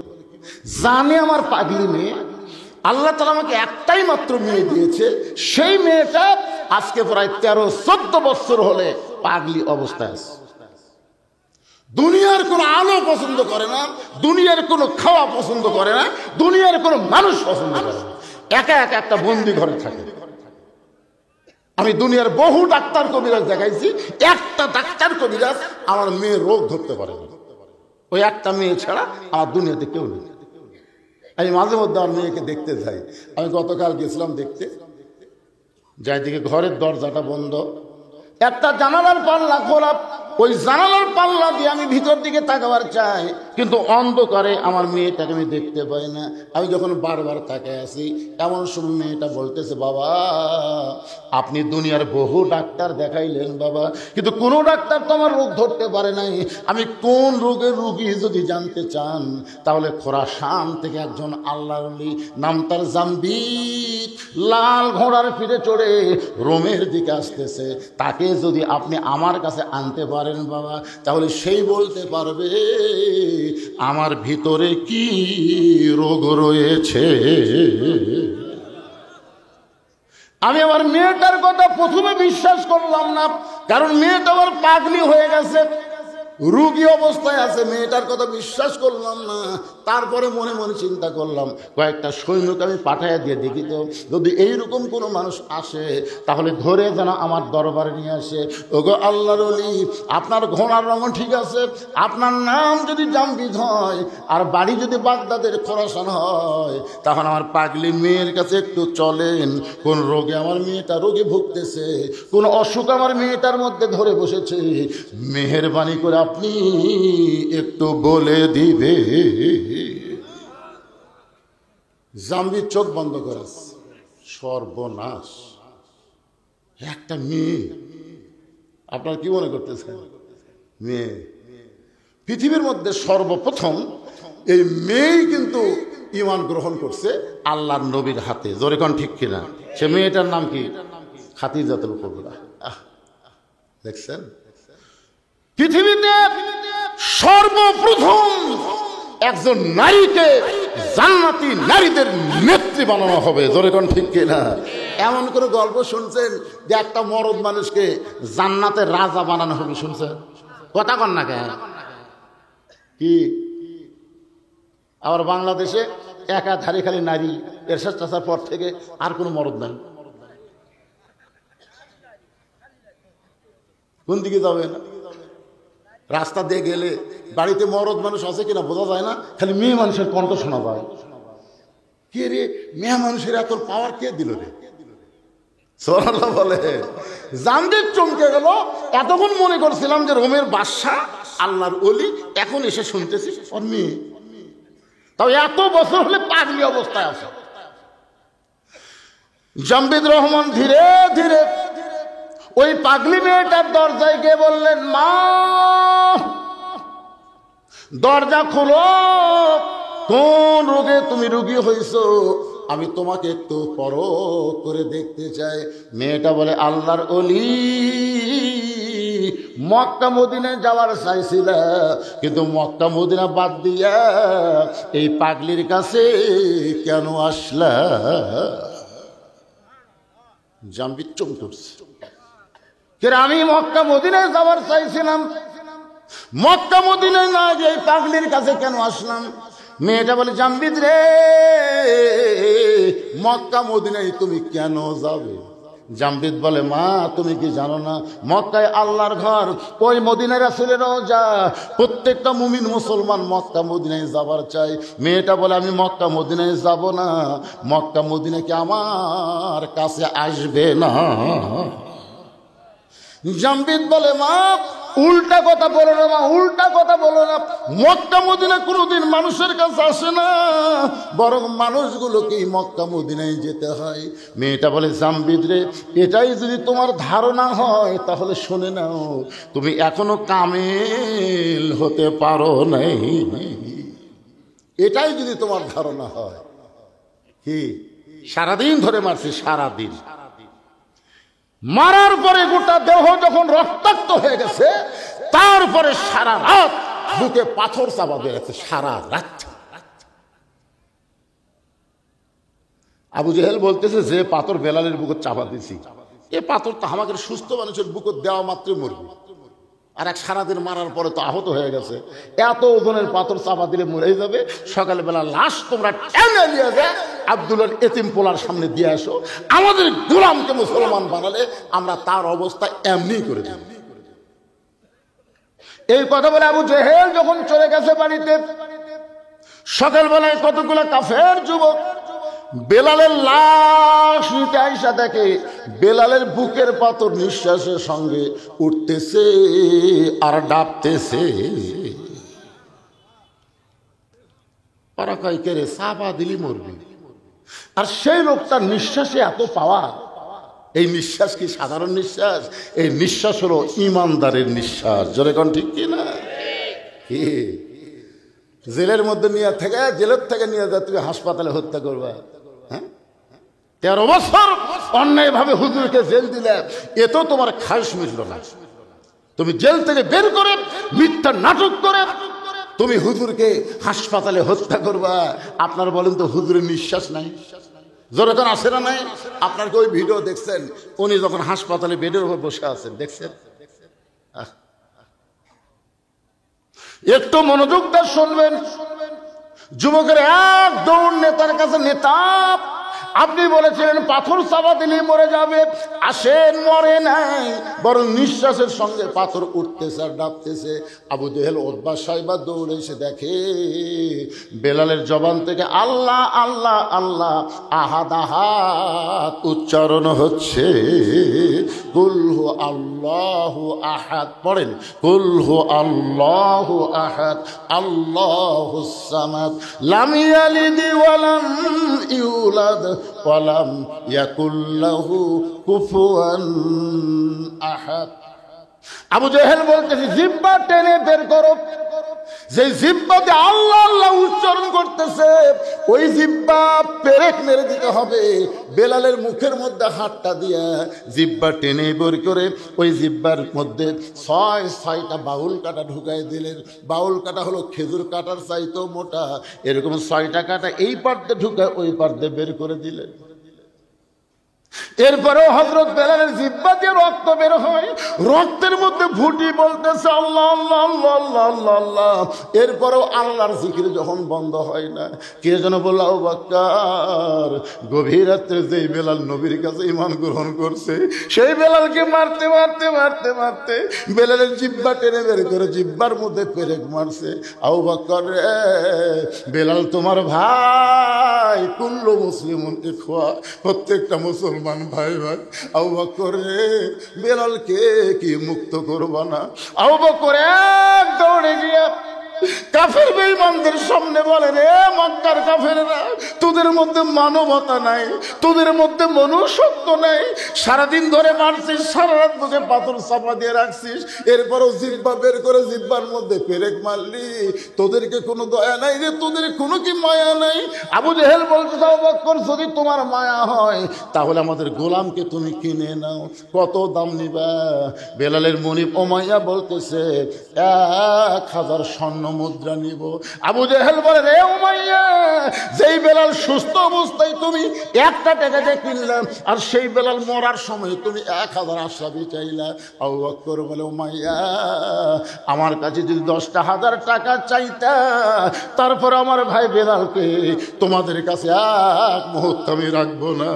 1000 আশরাফি দিয়ে হযরত বেলালকে মুক্ত করে নবীর দরবারে নিয়ে যায়। আবু বকর কান্দে করে চিন্তা করতেছে, রহমত রহমতুল্লাহ আলামিন এই দৃশ্য কি সহ্য করতে পারবে? নিজের পাগড়ি দিয়ে বেলালকে ঢেকে কাঁধে করে যখন নিয়ে যাচ্ছে, নবীর সামনে দাঁড়ালো, আবু বকর বেলালকে এইভাবে না ঢেকে আমার সামনে প্রকাশ করে দাও। আবু বকর, হুজুর আপনি সহ্য করতে পারবেন না, ওই কালো মানুষটা রক্ত লাল হয়ে গেছে। রাসূল বলে, আবু বকর তুমি কি জানো আল্লাহ তাআলা আমার বেলালের জন্য কোরআনের আয়াত নাজিল করেছে, ইন্নাল্লাযীনা ক্বালু রাব্বুনাল্লাহু সুম্মা ইসতাকামু তাতানাজ্জালু আলাইহিমুল মালায়েকা আল্লা তাখাফু ওয়া লা তাহজানু ওয়া আবশিরু বিল জান্নাতিল্লাতী কুনতুম তুআদুন।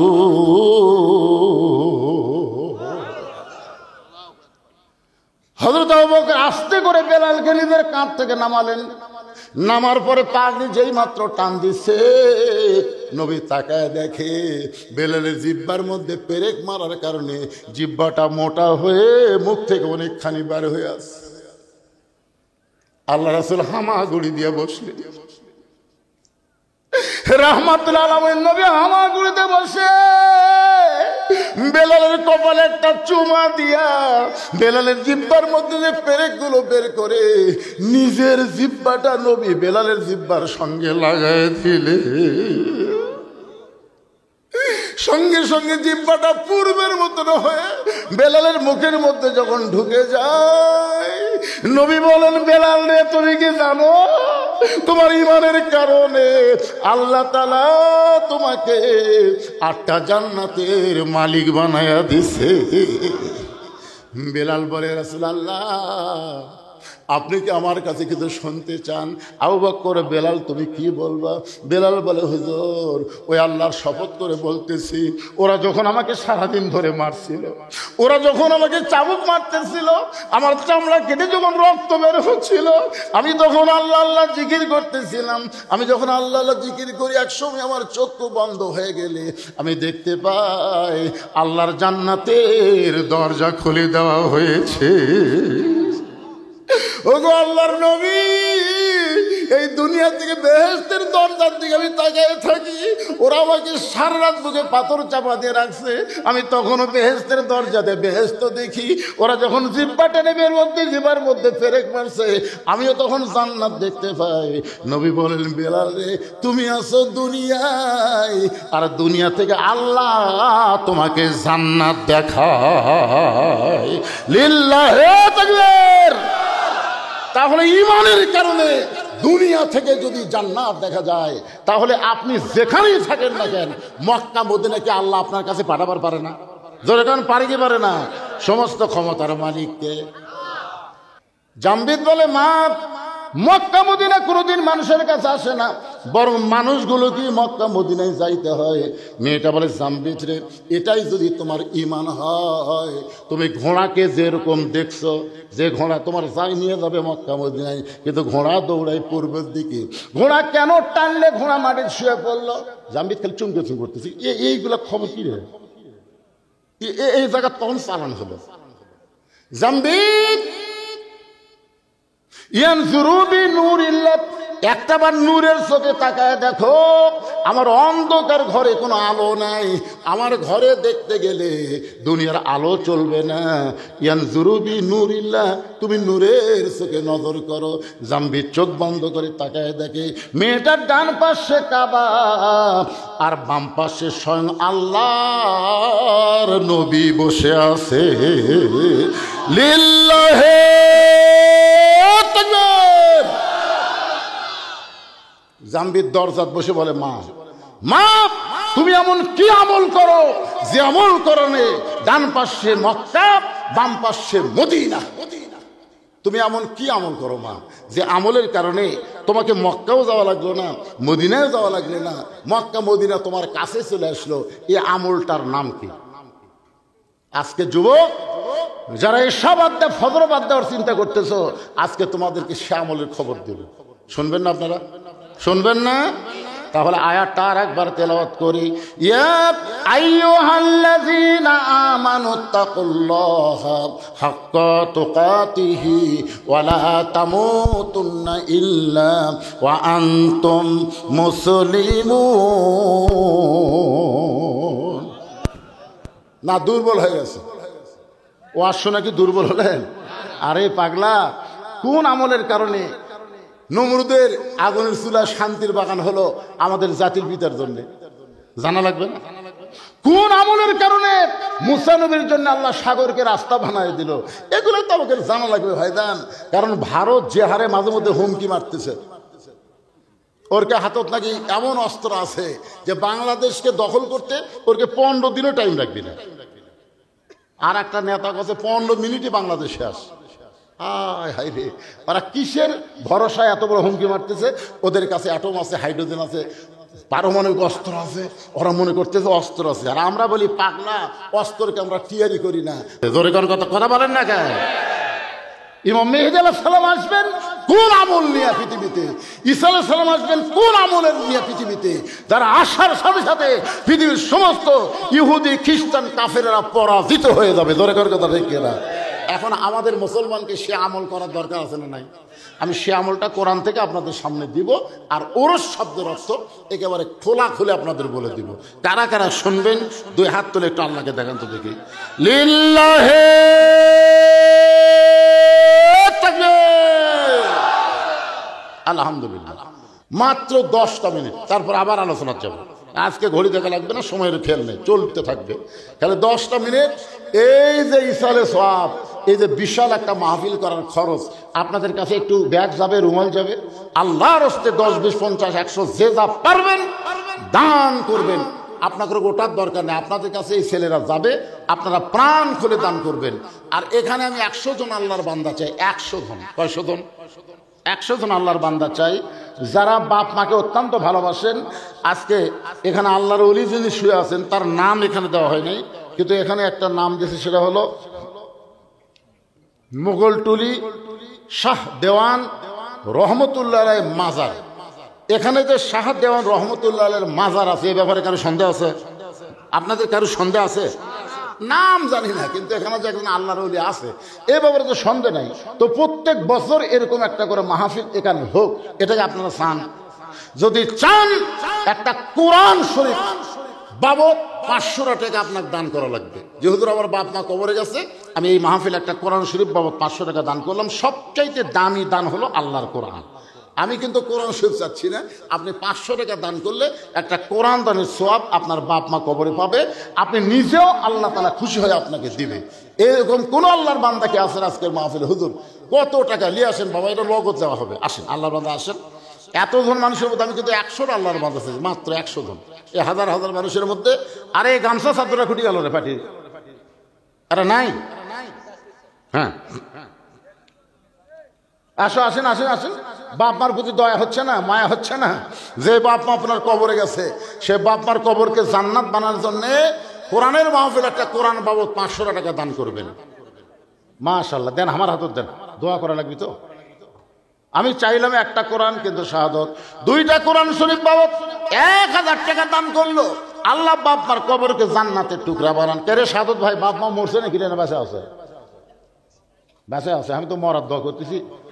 না না, আমি দোয়া করে আল্লাহ বাপ মার হায়াত দারাজ করে দেখ। ধরে করে আমি এই 2টা কোরআন বাবদ 1000 টাকা দান করার কারণে শাহাদতকে আল্লাহ দানবীরের খাতায় কবুল করেন। ধরে বলে আমিন। আল্লাহ তোমার একজন বান্দা কোরআন শরীফ বাবদ 500 টাকা দান করছে, আল্লাহ দানকে কবুল করেন। আর একজন আল্লাহর বান্দা আল্লাহর কোরআন শরীফ বাবদ কোরআনের মাহফিলে 500 টাকা দান করলো, আল্লাহ দানকে কবুল করেন, আল্লাহ নেক নিয়ত নেক আশা পুরা করেন। জোরে বলে আমিন। সবাই বলে আল্লাহুম্মা আমিন। এগুলা সব কি লিখে দিয়ে গেলেন বাজান? আমি মনে করছি দানের স্লিপ রে। ও বাবা রে, মাশাআল্লাহ। আরেকজন আল্লাহর বান্দা কোরআন শরীফ বাবদ 500 টাকা দান করছে, আল্লাহ দানকে কবুল করেন, আল্লাহ নেক নিয়ত নেক আশা পুরা করেন। জোরে বল আল্লাহুম্মা আমিন। আচ্ছা, আপনাদের কাছে 500 টাকা নাই, সব মেলা ফুরাছেন নাকি? এই জন্য আপনারা আগে নিয়ত করবেন, এই মেলা টেলা লাগলে সব টাকা তো শেষ। আমার এলাকায় একটা ইসালে সওয়াব হলো 5 পীর মাজারও। ও একটা ফকুন্নি পর্যন্ত 5000 টাকা খরচ করছে। ফকুন্নি ভিক্ষা করে খায়, ওই 5000 টাকা। এতই খাসে ভাই। আল্লাহর একজন বান্দা কোরআন শরীফ বাবদ 500 টাকা দান করলো, আল্লাহ দানকে কবুল করেন। আসসালামু আলাইকুম হুজুর, গতকাল রাতে এই প্যান্ডেলেই হালকায় জিকিরের নামে ঢোল তবলা ডুগডুগি নিয়ে নাচ গান এবং আল্লাহ নবীর নাম নিয়ে ভণ্ডামি করা হয়েছে।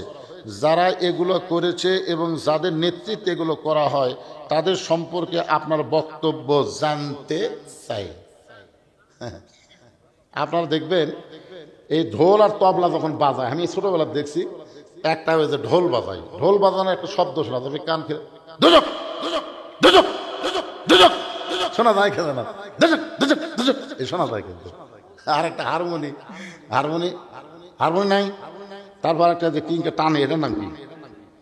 এটা বলে ইনকা কে কে কে কে কে কে কে কয় না। আর একটা হাতও তো এরকম বাজায়, তিনজন তিনজন তিনজন তিনজন।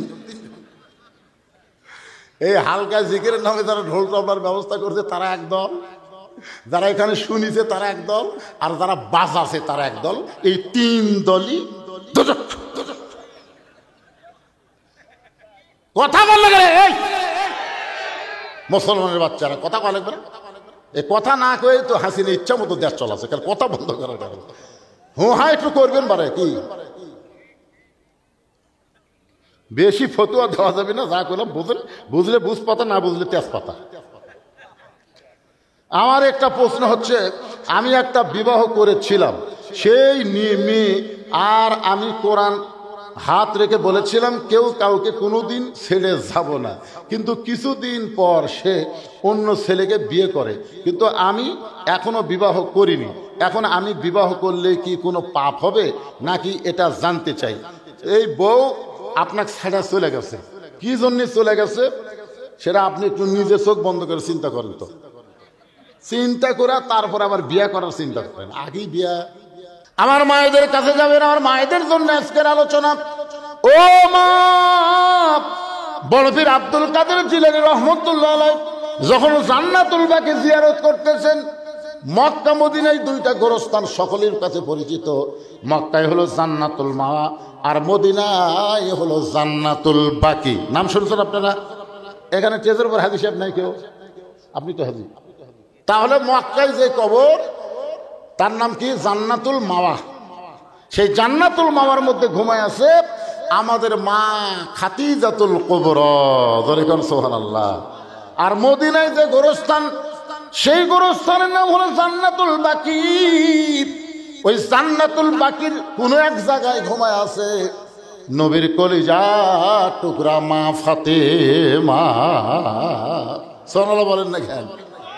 আব্দুল কাদের জিলানী রহমতুল্লাহ আলাইহি ওই জান্নাতুল বাকি যখন জিয়ারত করতেছেন, জান্নাতুল বাকি জিয়ারত করা হলো ভাগ্যের ব্যাপার, কারণ জান্নাতুল বাকির মধ্যে কম পক্ষে 10,000 সাহাবী ঘুমায় আছে। সুবহানাল্লাহ না কেন? কত হাজার? আমাদের গোটা বাংলাদেশ মিলেও একটা সাহাবী নেই। আমাদের গোটা বাংলাদেশে কোনো সাহাবী আছে? কোনো সাহাবী না। 2 জন আসছিল ওই নদী পথে চিটাগাংতে, তারা ফিরে চলে গেছে। 2 জন সাহাবী আসছিল, একটা জাবের ইবনে হুযাফা আর একটা নবীর মামা সাদ ইবনে আবি ওয়াক্কাস। এই 2 জন কিন্তু এসে ওনারা এখন চীনে যায়, ওনাদের কবর চীনে হয়েছে, কিন্তু আমাদের বাংলাদেশে হয়নি। বাইজিদ বোস্তামির মাজারও কিন্তু বাংলাদেশে নাই। আমরা ওখানে গিয়ে দেখছি বাইজিদ বোস্তামি ওখানে কিছুদিন বসা ছিলেন। বাইজিদ বোস্তামির দরগা আছে, আর মাজার হলো ইরাকের বাগদাদে। সাল্লাল্লাহু বলেন, যেগুলো আছে অধিকাংশই কি। আমি দেখলাম সিলেটে একটা কবর, নাম হচ্ছে লেদা শাহ। জোরেকার নাম কি? লেদা শাহ। কিছু দূর যাওয়ার পরে একটা দেখলাম ঘোড়া শাহ, তারপরে শেষে দেখলাম শাহ শাহ। আপনাদের কাছে একটা ওয়াজ আমি রাখছিলাম, মনে নাই। মনে থাকলে আপনার 2-4 জন উঠে উঠে চলে গেলেন। আসলে 2টা জগতে আল্লাহ আমাদের পক্ষে, এটা আমরা বিশ্বাস করছি। একটা হলো রুহের জগৎ, একটা হলো দুনিয়ার জগৎ, আর একটা জগৎ আমাদের সামনে আছে। মনে আছে আপনাদের? মনে করছে 66তে পাস তো করছি। পাস করলে আপনি জান্নাত পাবেন পাগলা, কিন্তু 33 না পাওয়ার কারণে যে কমপক্ষে 100-150 বছর জাহান্নামে থাকা লাগবে, সেটা কি করবেন? সেই জন্য আমি বলছি গোল্ডেন A+ পাইয়া বিনা হিসাবে আমরা জান্নাতি হব। ধরে কোন কথা ঠিক কিনা? মনে নাই। মেয়েটা বলে জাম্বি কোন আমলের কারণে আল্লাহর কাবা নবীর রওজার পাশে, যদি তুমি জানতে চাও তাহলে শোনো। আপনারা এই কথাও কিন্তু আমি বলেছি কি আমল, ঠিক না? সে আমল শুনবেন না আপনারা? হ্যাঁ ভাইজান, আমরা আইসি কিন্তু শুনলাম চলে গেলাম, এটা নাম ইসলামী ইমান নয়। আল্লাহ কোরআনে বলেছেন স্বামী না শুনতে হবে, ও তাই না এটাকে আমল করার নিয়তে, গ্রহণ করার নিয়তে শ্রবণ করা লাগবে। তাহলে শোনা গেলাম, শোনা গেলাম, বকাল্লা বকে গেলাম, হয়ে গেল নাকি? না, আমরা যারা বক্তা আমাকেও ঠেলা আছে। আল্লাহ কোরআনে বলেছেন লিমা তাকুলু মা লা তাফালু, যে বক্তা ওয়াজ করে আমল করে না ওই মুনাফিক বক্তাকে দিয়া আল্লাহ জাহান্নাম আগে উদ্বোধন করবে। জোরে কর কথা, ঠিক কথা বলেন। আগে জাহান্নামের উদ্বোধন হবে আলেম দিয়ে, আবার জান্নাতের উদ্বোধন হবে আলেম দিয়ে। এক ছেলে এসে হুজুরকে বলে, হুজুর আমার বাড়ি তো অনেক দূর ব্রিজ দিয়ে ঘুরে তারপর আপনার কাছে আসতে হয় কোরআন শরীফ শিক্ষা করার জন্য। তো হুজুর ওই ব্রিজ দিয়ে ঘুরে আসতে আমার খুবই সময় লাগে, কষ্ট হয়। এমন কিছু দোয়া আছে যে দোয়া পাঠ করলে নদী পার হওয়া যায়। তো পীর সাহেব তো মনে মনে চিন্তা করছে, এই পাগলা, এর দোয়া দিয়ে এখন তুই নদী পার হওয়া যায়। তো বলছে বিসমিল্লাহ করে চোখ বন্ধ করবি, যা। মনে করছে বিসমিল্লাহ করে চোখ বন্ধ করে পানির মধ্যে ডুবা গেলে আর নামবি না। তোর এখন কথা ঠিক না? তো পীর সাহেব যে কথা কইছে ওই ছেলেটা বড়টা ইমানের সাথে বিশ্বাস করছে যে বিসমিল্লাহ করে চোখ বন্ধ করে পা দিলি যদি নদী পার হওয়া যায়, তো খামাখা ওই ব্রিজে ঘোরার দরকার আছে। হুজুর কিন্তু ঠাট্টার স্থলে বলেছে, ছাত্র কিন্তু বিশ্বাসে গ্রহণ করছে। এখন যে নদীর পাড়ে যায় বিসমিল্লাহ বলে চোখ বন্ধ করে পা দিছে, চোখ খুলে দেখে ওই পারে চলে গেছে। সুবহানাল্লাহ খান লাগে, পার করার মালিককে পার হয়ে গেছে। এভাবে প্রত্যেকদিন যাওয়া আসা করে। যখন ছেলেটা 5-7 পারা কোরআন হেফজ করছে, তখন ছেলের মা বলতেছে, যে কামেল বুজুর্গের কারণে তোর ব্রিজ ছাড়া নদী পার হওয়া পারিস, সে হুজুরকে একদিন দাওয়াত করতো। আমি একটু প্রাণ ভরে হুজুরকে খাওয়াতে চাই, এত বড় আল্লাহর ওলি। তো ছাত্র এখন বলছে, হুজুর আজকে দুপুরবেলায় আমার মা আপনাকে দাওয়াত দিছে। তো হুজুরা কিন্তু দাওয়াত পেলে খুব খুশি। জোরে কোন কথা ঠিক কিনা? এর আগেও আপনাদের বলেছি যে ডাক্তারের বইয়ের কোনোদিন সিজার লাগে না, বড় ডাক্তারের বইয়ের কি লাগে না, সিজার লাগে না। মৌলবীর বাড়ির কোনোদিন মিলাদ হয় না, পীরের বউ কোনোদিন মুরিদ হয় না। জোরে কোন কথা ঠিক কিনা? এই তিনটা না খেয়াল করবেন। বড় ডাক্তারের বউ সিজার করে না, কারণ সিজার করলে মায়েরও ক্ষতি, বাচ্চারও ক্ষতি। আর মৌলানাদের বাড়িতে কোনোদিন মিলাদ হয় না, মৌলানা খালি খাওয়ায় না। এখন ঠিক কিনা? আর 3 নম্বর হলো পীরের বউ কোনোদিন মুরিদ হয় না। আপনাকে এলাকার যত পীর আছে খোঁজলা দেখবেন, বউ মুরিদ হয়নি, কারণ বউ জানে আমার পীর সাহেব মাঝে মধ্যে মুরিদের বইয়ের দিকে চোখ মারে, এই লুচ্চার হাতে মুরিদ হয়ে কি হবি রে। তো এখন হুজুরকে বলতে, হুজুর আজকে দুপুরবেলা আমার মা আপনাকে দাওয়াত দিছে।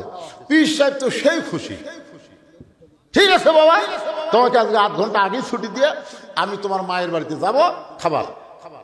এখন ছাত্র হুজুরকে নিয়ে যাচ্ছে নদীর দিকে। হুজুরকে কেড়ে পাগলা, এদিকে নৌকা আছে, তো না ব্রিজ আছে, না তুই এদিকে এখন নিয়ে যাস কেড়ে পাগলা। যেখানে নৌকা আছে, যেখানে ব্রিজ আছে সেখানে চল। বলে না হুজুর, আমি তো নৌকা ব্রিজ ছাড়াই যাই। নৌকা ব্রিজ ছাড়াই তুই যাস? হ্যাঁ, কয়েক বছর আগে কইছিলি না, তখন থেকে তুই কামি করতেছি। আসেন হুজুর হাত ধরে নিয়ে যায়, বিসমিল্লাহ করে নদীর পা দিছে, চোখ বন্ধ করে ওই পার গেছে। চোখ খুলে দেখে পিসা উঠে দাঁড়ায় আছে। হুজুর আসেন, বিসমিল্লাহ করে চোখ বন্ধ করে পা দেন। পিসা বিসমিল্লাহ আউযুবিল্লাহ বিসমিল্লাহ করে পা দিতে ঘপ করে হাঁটু মধ্যে ডুবে গেছে। তার মানে কি বুঝতেছেন? বকাউল্লাহ বকে গেছে, বকাউল্লাহ আমল করে নাই।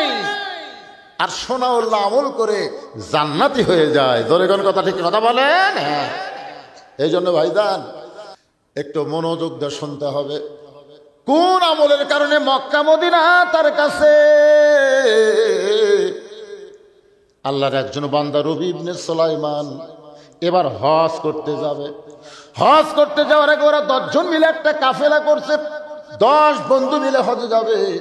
হজে যাওয়ার আগে মানুষ কিন্তু সবাইকে একটু দাওয়াত দেয়, একটু বলে ভাইজান আমার জন্য দোয়া করো, আমি সুন্দরভাবে হজ যেন পালন করতে পারি। এরকম দোয়াটাও চাই না? যেরকম চাই কি চায় না? অনেকে মানুষকে জানানোর জন্য দোয়া চায়। আমি তো হজ করে যাচ্ছি, এটা তো কাউকে জানান দরকার। দেখবেন কত লোক কিন্তু হজ করে আসে, কেউ জানি না যে হাজি বলছে ভাই আরাফার ময়দানে সেই কেউ শুনবার চাচা রে শয়তান পাথর মারতে তার ঠেলা ঠেলি ভাই, মানে ওই যে হজ করছে এটা মানুষকে জানাচ্ছে। আল্লাহ কয় রে আমল গোপন না করে প্রকাশ করলি তোর খালি নামের আগে হাজি হলো কিন্তু হাজি কবুল হলো না। কথা কোন ঠিক কিনা? রবি ইবনে সুলাইমান এক বন্ধুর বাড়িতে দোয়া চাইয়া গভীর রাত্রে বাড়ির দিকে আসতেছেন। আসার সময় তাকে রাস্তার পাশে কে যেন কি করতেছে, রবি ইবনে সুলাইমান ভালো করে দেখার জন্য একটু নিকটে গিয়ে তাকায় দেখেন একটা মহিলা মরা গাদার গা থেকে গোস্ত কাটতেছে, আর ওই গোস্তটা টোপলা বানতেছে। গাধা খাওয়া হারাম, গাধা খাওয়া হারাম আর মরা গাদার গোস্ত। রবি ইবনে সুলাইমান চিন্তা করে এইটা কেমন মেয়ে, রাতের বেলা মরা গাদার গোস্ত কাটতেছে, হয়তো কোনো হোটেলে সাপ্লাই দিবে। মনের মধ্যে সন্দেহ করে মেয়েটা যখন গোস্তের টোপলা নিয়ে রওনা দেয়, রবি ইবনে সুলাইমান নিজের বাড়ির দিকে না গিয়া ওই মেয়েটার পিছনে পিছনে রওনা দেয়। মেয়েটা একটা ভাঙ্গা বাড়ির মধ্যে ঢোকার সঙ্গে সঙ্গে দুইটা মেয়ে মা মা বলে কাঁদতেছে। মা বলতেছে মা আর কান্দা লাগবে না, আল্লাহর নিয়ামত গোস্ত পাইছি, এই গোস্ত সিদ্ধ করে তোমরা খাও আর আল্লাহর শুকরিয়া আদায় করো। রবি ইবনে সুলাইমান চমকে গেল, একে তো গাধা খাওয়া হারাম, তারপরে মরা গাধার গোস্ত নিজের মেয়েদেরকে মা দিয়ে বলতে সিদ্ধ করে খাওয়া আল্লাহর শুকরিয়া আদায় করো। মেয়েটা খুশি হয়ে যখন দুইটা মেয়ে গোস্তের টুকলা নেয়, এমন সময় রবি ইবনে সুলাইমান বলে মা তুমি কেমন মা, তুমি তোমার ক্ষুধার্ত মেয়েদেরকে মরা গাধার গোস্তের টুকলা দিলে, ও মা তুমি কেমন মা?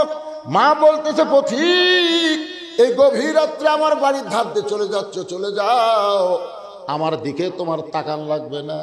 আজকে দুইটা আমার মেয়ে আজকে কয়েকদিন হলো না খেয়ে থাকার কারণে বারবার যখন আমার কাছে খাবার চায়, আমি মা কোথায় খাবার পাবো? আমার স্বামী কয়েক বছর আগে দুনিয়া থেকে বিদায় হয়ে গিয়েছে, আমি একজন বিধবা নারী, দুইটা যুবতী মেয়েকে কি করব? রাতের অন্ধকারে আমি বের হয়ে গেছি কিছু খোঁজার জন্য, ক্ষুধা নিবারণের জন্য। এখন গাধা খাওয়া হারাম না হালাল এটা পরখ করার শক্তি বিবেক আমার নাই। মরা গাদা না জেতা গাদা এইটা চিন্তা করার শক্তি আমার অন্তরে নাই। আমি গোস্ত মেয়েদেরকে দিয়েছি, মেয়েরা সিদ্ধ করে খাবে, আল্লাহর শুকরিয়া আদায় করবে, কারণ এই মুহূর্তে জীবন বাঁচান ফরজ মনে হয়ে গেছে। রবি ইবনে সুলাইমান বলেন মা তোমার মেয়েদেরকে মরা গাদার গোস্ত খাইতে দিও না। এবার আমি হজে যাবার চাইছিলাম মা, আমি আর হজে যাব না, আমার সমস্ত হজের টাকা পয়সা আমি তোমাদেরকে দান করে দিব।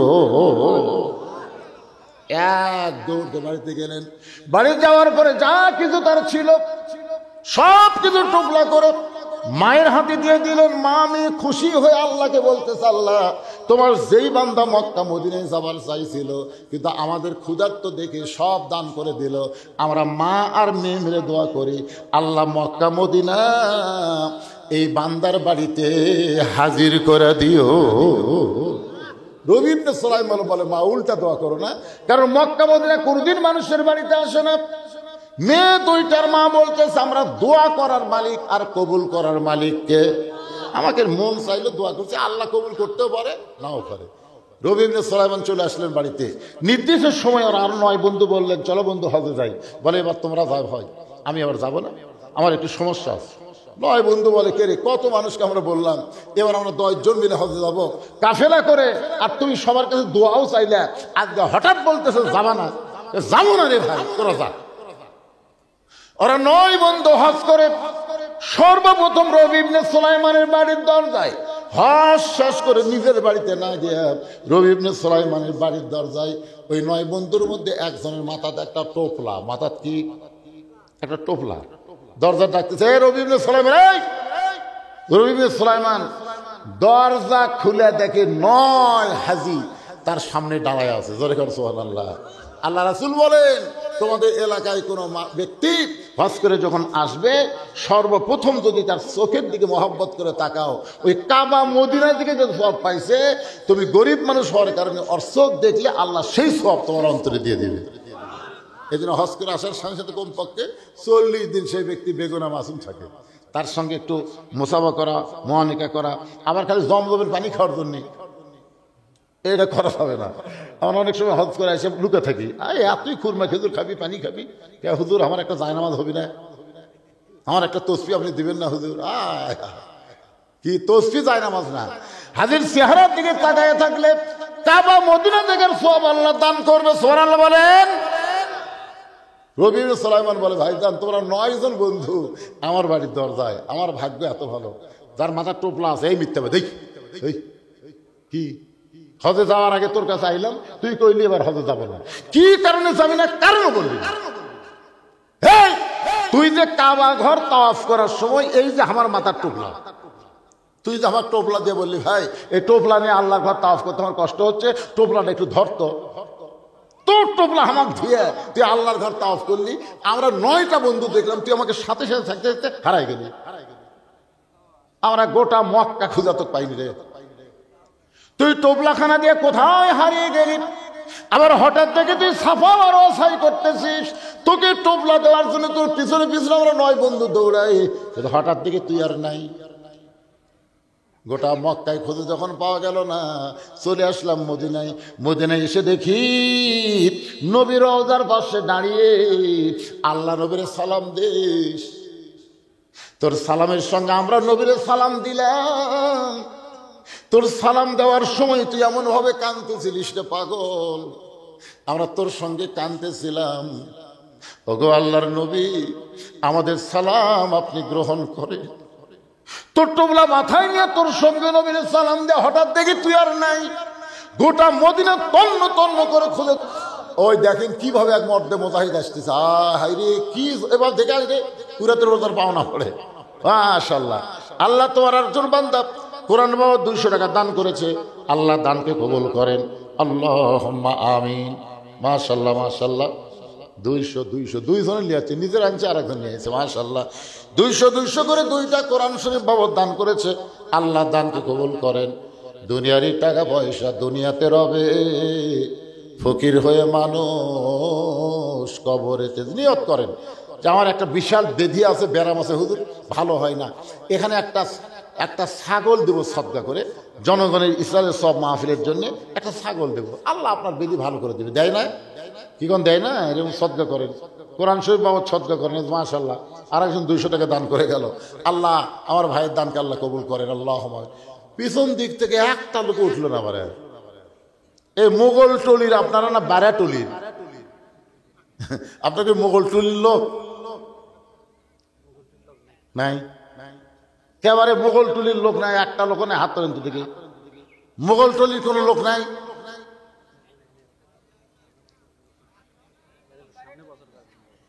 হ্যাঁ, বাকি উঠলেন আপনারা? বাকি না? আচ্ছা ঠিক আছে, আগামী বছর এই মাহফিলের জন্য একটা ছাগল, 2টা ছাগল এরকম যদি কেউ দেন, যে হুজুর আমি ছাগল টাগল দেবো না, 1000 টাকা দেবো, এখানে কাগজ কলম লেখা থাকবে, আমি আগামী বছর এইরকম তবারক পাক করতে যত হলুদ লাগবে সব হলুদ আমি একলাই দেবো হুজুর।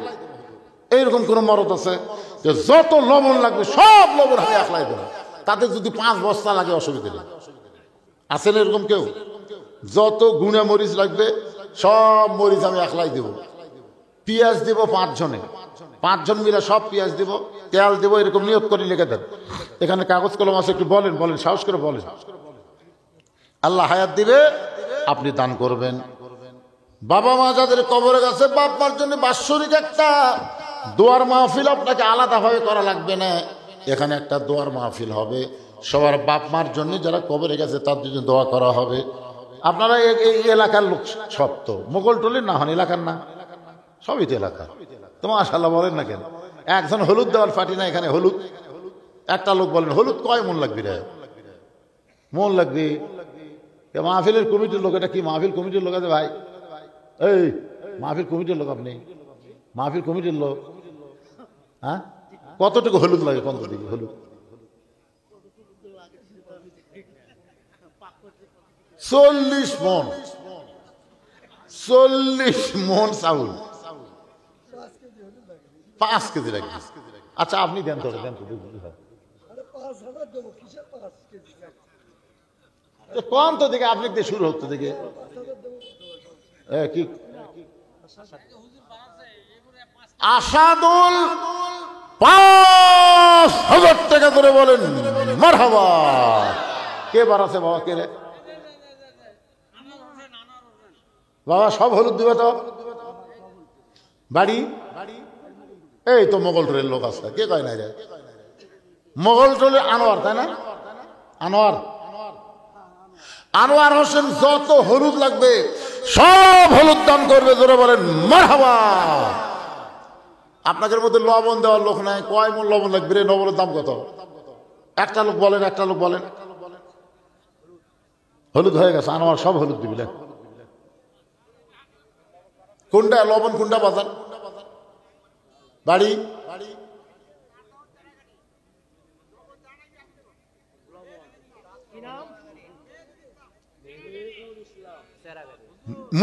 মেহেদুল ইসলাম সেরাগাড়ি, যা লবণ লাগবে সব লবণ। জোরে বলেন মারহাবা। এখন তেজপাতা দেওয়ার কোন লোক আছে? যা তেজপাতা লাগবে, তেজপাতা সগলি দিবে। কি কি দিল, কি দিল বাগান? এখানে কি দিল?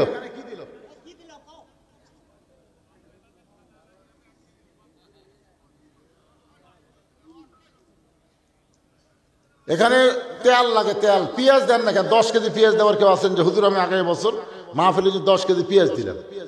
একজন আল্লাহর বান্দা বলেন 10 কেজি পেঁয়াজ। একজন বলেন, হাত তোলেন। আপনারা খাবেন না, মানে পাকশিক করে সবাই একসাথে খেয়ে চলে যাবেন, অসুবিধা কি? বলেন বলেন বলেন।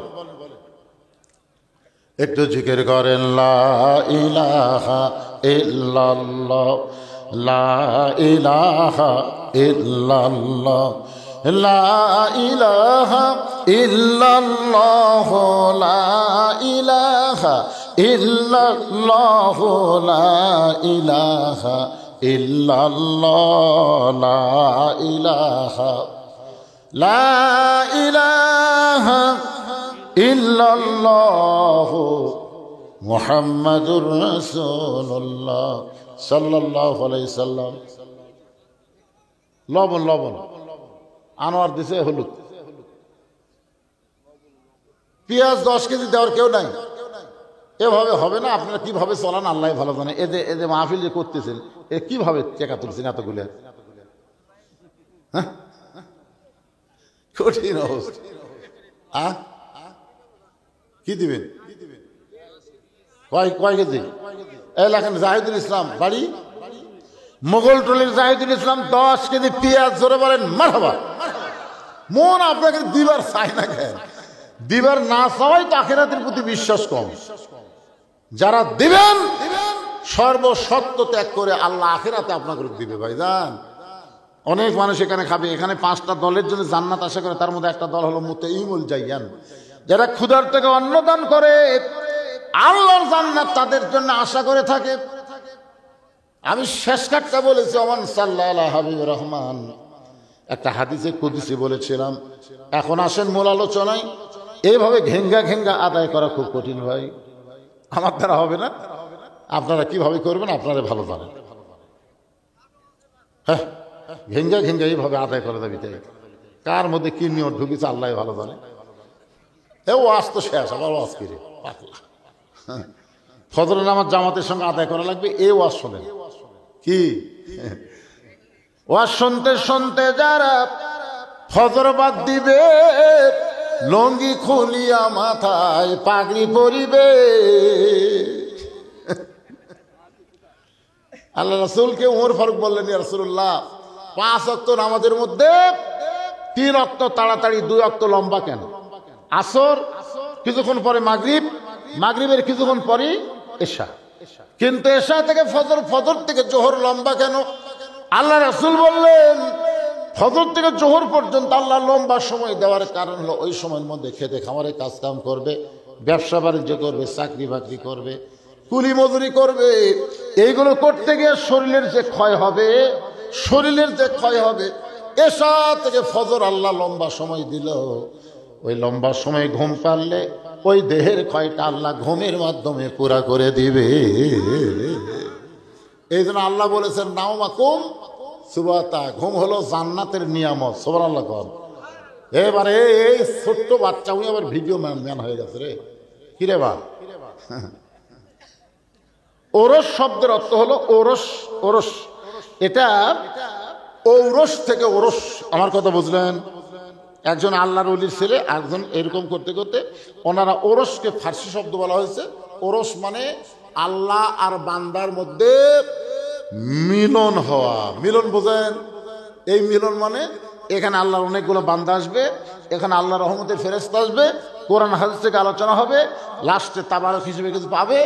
এর মাধ্যমে 1 কেজি 1 জগ পানির মধ্যে 1 মুষ্টা চিনি ঘন্টন দিলে ওই চিনি যেমন পানির মধ্যে বিলীন হয়ে যায়, শত চেষ্টা করলেও চিনিকে যেমন পানি থেকে আলাদা করা যায় না, খুঁজাও পাওয়া যায় না। জোরে কার কথা ঠিক কিনা? এখন ওইটা আগে যখন ছিল তখন সবাই বলতো চিনি পানি, পানি চিনি। আমার কথা বুঝলেন? চিনি এই জায়গাতে আছে, এই জায়গাতে 1 জগ পানি আছে। আপনার কি বলবেন? 1 জগ পানি, ½ কেজি চিনি। কিন্তু চিনি আর পানি যখন একত্র হয়ে গেল, 2টা ঘন্টন মারলে ওইটা মুখে দেওয়ার পরে কেউ বলবে না পানি, কেউ বলবে না চিনি। কেউ বলবে পানি, কেউ বলবে পানি, কেউ বলবে না।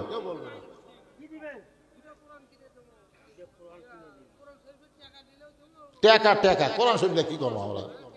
টাকা 2 কোরআন কোনটা দিবেন? 200 না 500? ও 400। আচ্ছা ঠিক আছে।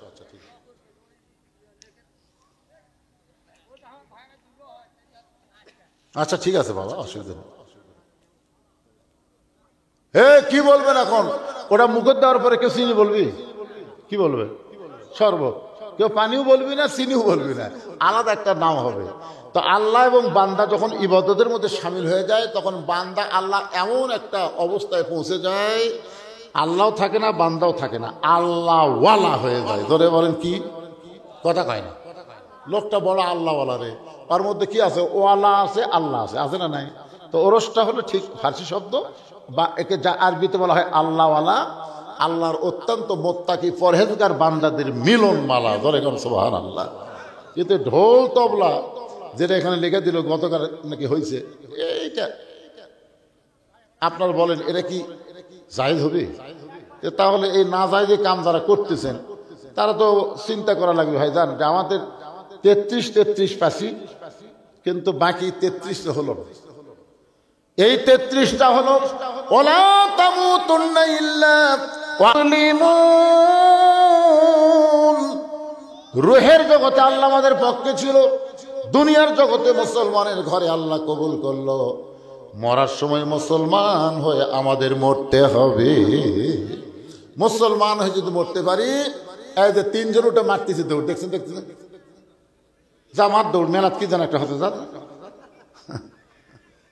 শোনেন ভাইজান, জোরহাত করে বলতেছি, একটা মেয়ে মানুষ সন্ধ্যার সময় মুরগির ঘোড়া দেখে, ঠিক মতো মুরগি উঠলো কিনা দেখে না? কারণ দেখে কি দেখে না?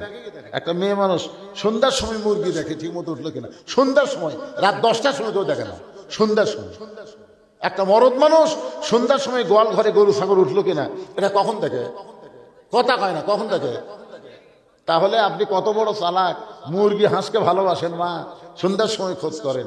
আপনি কত বড় ভালো মানুষ, গরু ছাগল সন্ধ্যার সময় খোঁজ করেন। আপনার আগে রাতে এত রাত্রি ঘুরতেছে, এরকে খোঁজ করেন না কে? কি এ যারা ঘুরতেছে এরা কি মানুষ আছে? আর আইডিয়া হয়ে গেছে আমার এলাকার এক আইডিয়া, হঠাৎ দড়ি ছিঁড়ছে ভাই। দৌড়ি ছিঁড়ার পরে এখন এই আইডিয়ালা খালি দৌড়ে আর কান্দে, এ কোথায় রেখে উত্তর পাড়ায়, আসলে এই দক্ষিণ পাড়ার দেখো, মানে এত দৌড়াচ্ছে আইডিয়া করছে, দড়ি ছেঁড়া হলে তা হয়। এই আইডিয়া এখন এই কিশোর বাচ্চার থেকে যুবক যারা হচ্ছে একই অবস্থা, খালি দৌড়ে দৌড়ি, চিল্লা চিল্লি, ফাল্লা ফেললি। আপনি বাবা হিসাবে আপনার হাত পায়ে বেড়ে লাগায় আল্লাহ জাহান্নামে দিবে যদি আপনি ছেলের দিকে খেয়াল না করেন। লাইলাতুল মেরাজে নবী জান্নাতে গেল, যাদের কতগুলো বাবা হাউমাউ করে কাঁদতেছে। জিবরাইল জান্নাতের মধ্যে বাবারা কাঁদতেছে, বলে ইয়া রাসূলুল্লাহ যা হবে আল্লাহ আপনাকে আগাম দেখানোর জন্যই লাইলাতুল মেরাজ। জোরে কোন সুবহানাল্লাহ। নবী জাহান্নামে গেলেন, দেখেন কতগুলো বাবা মুস্কি মুস্কি হাসতেছে। নবী বলে জিবরাইল জাহান্নামের মধ্যে হাসতেছে, জান্নাতের মধ্যে কাঁদতেছে, কারণ কি? ফেরেশতা জিবরাইল বলে আল্লাহ এই সকল বাবা নিজের পাপের কারণে জাহান্নামে হবে, কিন্তু ওয়ালাদুন সালেহুন এদের নেককার সন্তান সব সময় 5 ওয়াক্ত নামাজ পড়ে আল্লাহর কাছে কান্দে, বলে রব্বির হামহুমা কামা রব্বায়ানি সগীরা। আল্লাহ আমার বাবা পাপী হয়ে কবরে গেছে, আমি সন্তান হয়ে দোয়া করি আল্লাহ আমার বাবাকে তুমি মাফ করে দাও। আল্লাহ বলে, বান্দারে তুই পাপের কারণে জাহান্নামী হলে কি হবে? তোর নেককার সন্তান তোর জন্য দোয়া করার কারণে একটা নেকি তোর আমলনামার মধ্যে প্রতিদিন ঢুকতেছে। এই আমলনামার মধ্যে প্রতিনিয়ত নেকি ঢোকার কারণে অচিরে আমি আল্লাহ তোরে জান্নাত দিয়া দিব। এই জন্য বাবারা মুসকে মুসকে হাসতেছে, কেন সন্তানের উসিলে আল্লাহ তাদেরকে আবার কি দিবি? জান্নাত দিবি। আর জাহান্নামের মধ্যে জান্নাতের মধ্যে কাঁদতেছে ওই সকল বাবারা নিজের নেক আমলের কারণে জান্নাতি হবে, কিন্তু সন্তানগুলা খারাপ হওয়ার কারণে, সন্তানগুলা খারাপ। মেলাত ঘরে কোরআনের মাহফিল আসে না, আজান দিলে লেফের মধ্যে 2.5 হাত হয়, আগে আসলো 3 হাত, ফজর আজান শোনা হচ্ছে 2.5 হাত। এরকম আইডিয়া আসে না? নাই কথা কর না কেন? এটা 2.5 হাত হয়ে গেছে। ল্যাপ টান্দা থেকে ল্যাপের তলার সাইজ, সকালবেলা সাইড থেকে কুত্তার সাইজ একই সাইজ। আল্লাহ কে রে, এই তুই ভালো আমল করে জান্নাতে হলি, কিন্তু তোর বেটা, তোর মেয়ে হাইল করে কিলকিল করে ঘুরতেছে। তোর সন্তান খারাপ হওয়ার কারণে আর পাপের একটা অংশ তোর আমলের মধ্যে ঢুকতেছে। অফিরে আমি আল্লাহ তোকে জান্নাত থেকে জাহান্নাম দেব। এখন আপনি বাবারা কি করবেন? আপনার ছেলে মেয়ের দিকে আপনার খেয়াল করার দরকার আছে না নাই? জোরে কেন আসলে নাই? ভাইজান আছে। সবাই মনোযোগ দিয়ে শুনবেন। কো আনফুসাকুম আহলিকুম নার, জাহান্নামের আগুন থেকে বাঁচতে গেলে একলা বাঁচলে হবে না, আহাল পরিবার নিয়ে আমাদেরকে বাঁচতে হবে। আল্লাহ পাক আমাদের সকলকে কবুল করুক। সকলে বলে আল্লাহুম্মা আমিন। আস্তাগফিরুল্লাহাল্লাযী লা ইলাহা ইল্লা হুয়াল হাইয়ুল কাইয়ুম ওয়া আতুবু ইলাইহি লা হাওলা ওয়ালা কুওয়াতা ইল্লা বিল্লাহিল আলিয়্যিল আযীম। আল্লাহুম্মা আমিন। আল্লাহুম্মা আনতাস সালাম ওয়া মিনকাস সালাম তাবারাকতা ইয়া যাল জালালি ওয়াল ইকরাম। আয় আল্লাহ তাআলা, রাত প্রায় 1টা বাজতেছে, দীর্ঘ সময় পর্যন্ত আজকে তোমার আল্লাহর ওলির আশিকানদের মাহফিলে, ওরস মাহফিলে, তাফসীরুল কোরআন মাহফিলে আমি যে আলোচনা করেছি, আল্লাহ মেহেরবানি করে সবাইকে বুঝ মোতাবেক আমল করার তৌফিক দিয়ে দাও। যদি কোনো ত্রুটি হয়, ভুল হয়, মাফ করে দাও। জাহাদিয়া মঞ্জুর করেন। সোনার মদিনায় নবী পাকের রওজা মোবারকে কবুল করে নাও। তামাম আম্বিয়ায়ে কেরাম, আসহাবে কেরাম, তাবিঈন কেরাম, তাবিঈন কেরাম, তাম পৃথিবীর মাটির নিচে যত মুমিন মুমিনা শুয়ে আছে, আল্লাহ সকলের আরওয়াহ ফরহাদিয়া কবুল করো। আমরা যারা হাত তুলেছি, আমাদের জনম দুঃখনী মা বাবা যাদের কবরে গেছে, আল্লাহ মেহেরবানি করে মা বাবার কবরকে জান্নাতের টুকরা বানায় দাও। আমাদের দাদা দাদি, নানা নানি, আত্মীয় স্বজন, শ্বশুর শাশুড়ি যাদের কবরে গেছে, কবরবাসীদের মাফ করে দাও। আল্লাহ শাহাদাওয়ানের রুহু মোবারকে হাদিয়া কবুল করো। প্রত্যেক বছর কষ্ট করে মেহনত করে এত সুন্দর আয়োজন যারা করতেছে, এই মোগল টুলির উপরে রহমত বরকতের দরজা খুলে দাও। প্রত্যেক বছর এমন করে একটা জান্নাতের বাগান যেন লাগাতে পারে, এমন ইমানি শক্তিদেরকে দান করে দাও আল্লাহ। আল্লাহ রিপন সহ অনেকে আজকের মাহফিলে কষ্ট করতেছে। আজকের মাহফিলের সম্মানিত সভাপতি, আজকের মাহফিল পরিচালনা, আজকের এই মাহফিলের অতিথিবৃন্দ, আজকের মাহফিলের আলেম ওলামা হাফেজকারী, আজকের এই মাহফিলে হাজী সাহেব, আজকের মাহফিল ইমাম মুয়াজ্জিন, আজকের মাহফিলের মুরব্বী, যুবক, কচি কাঁচা, পর্দার অন্তরের মা বোনেরা, আল্লাহ সকলকেই জান্নাতি কবুল করো। কে কোন নিয়তে হাত তুলেছে, আল্লাহ সকলের নেক নিয়তে কাছে আল্লাহ তুমি কবুল করো। সুবহান রাব্বিকা রাব্বিল ইজ্জাতি আম্মা ইয়াসিফুন ওয়াস সালামুন আলাল মুরসালিন আলহামদুলিল্লাহি রাব্বিল আলামিন। ওয়াজাল আখিরাতি কালিমাতুন ইনদাল মাউতি। সকলে পড়েন লা ইলাহা ইল্লাল্লাহু মুহাম্মাদুর রাসূলুল্লাহ সাল্লাল্লাহু আলাইহি সাল্লাম। আসসালামু আলাইকুম ওয়া রাহমাতুল্লাহি ওয়া বারাকাতুহু।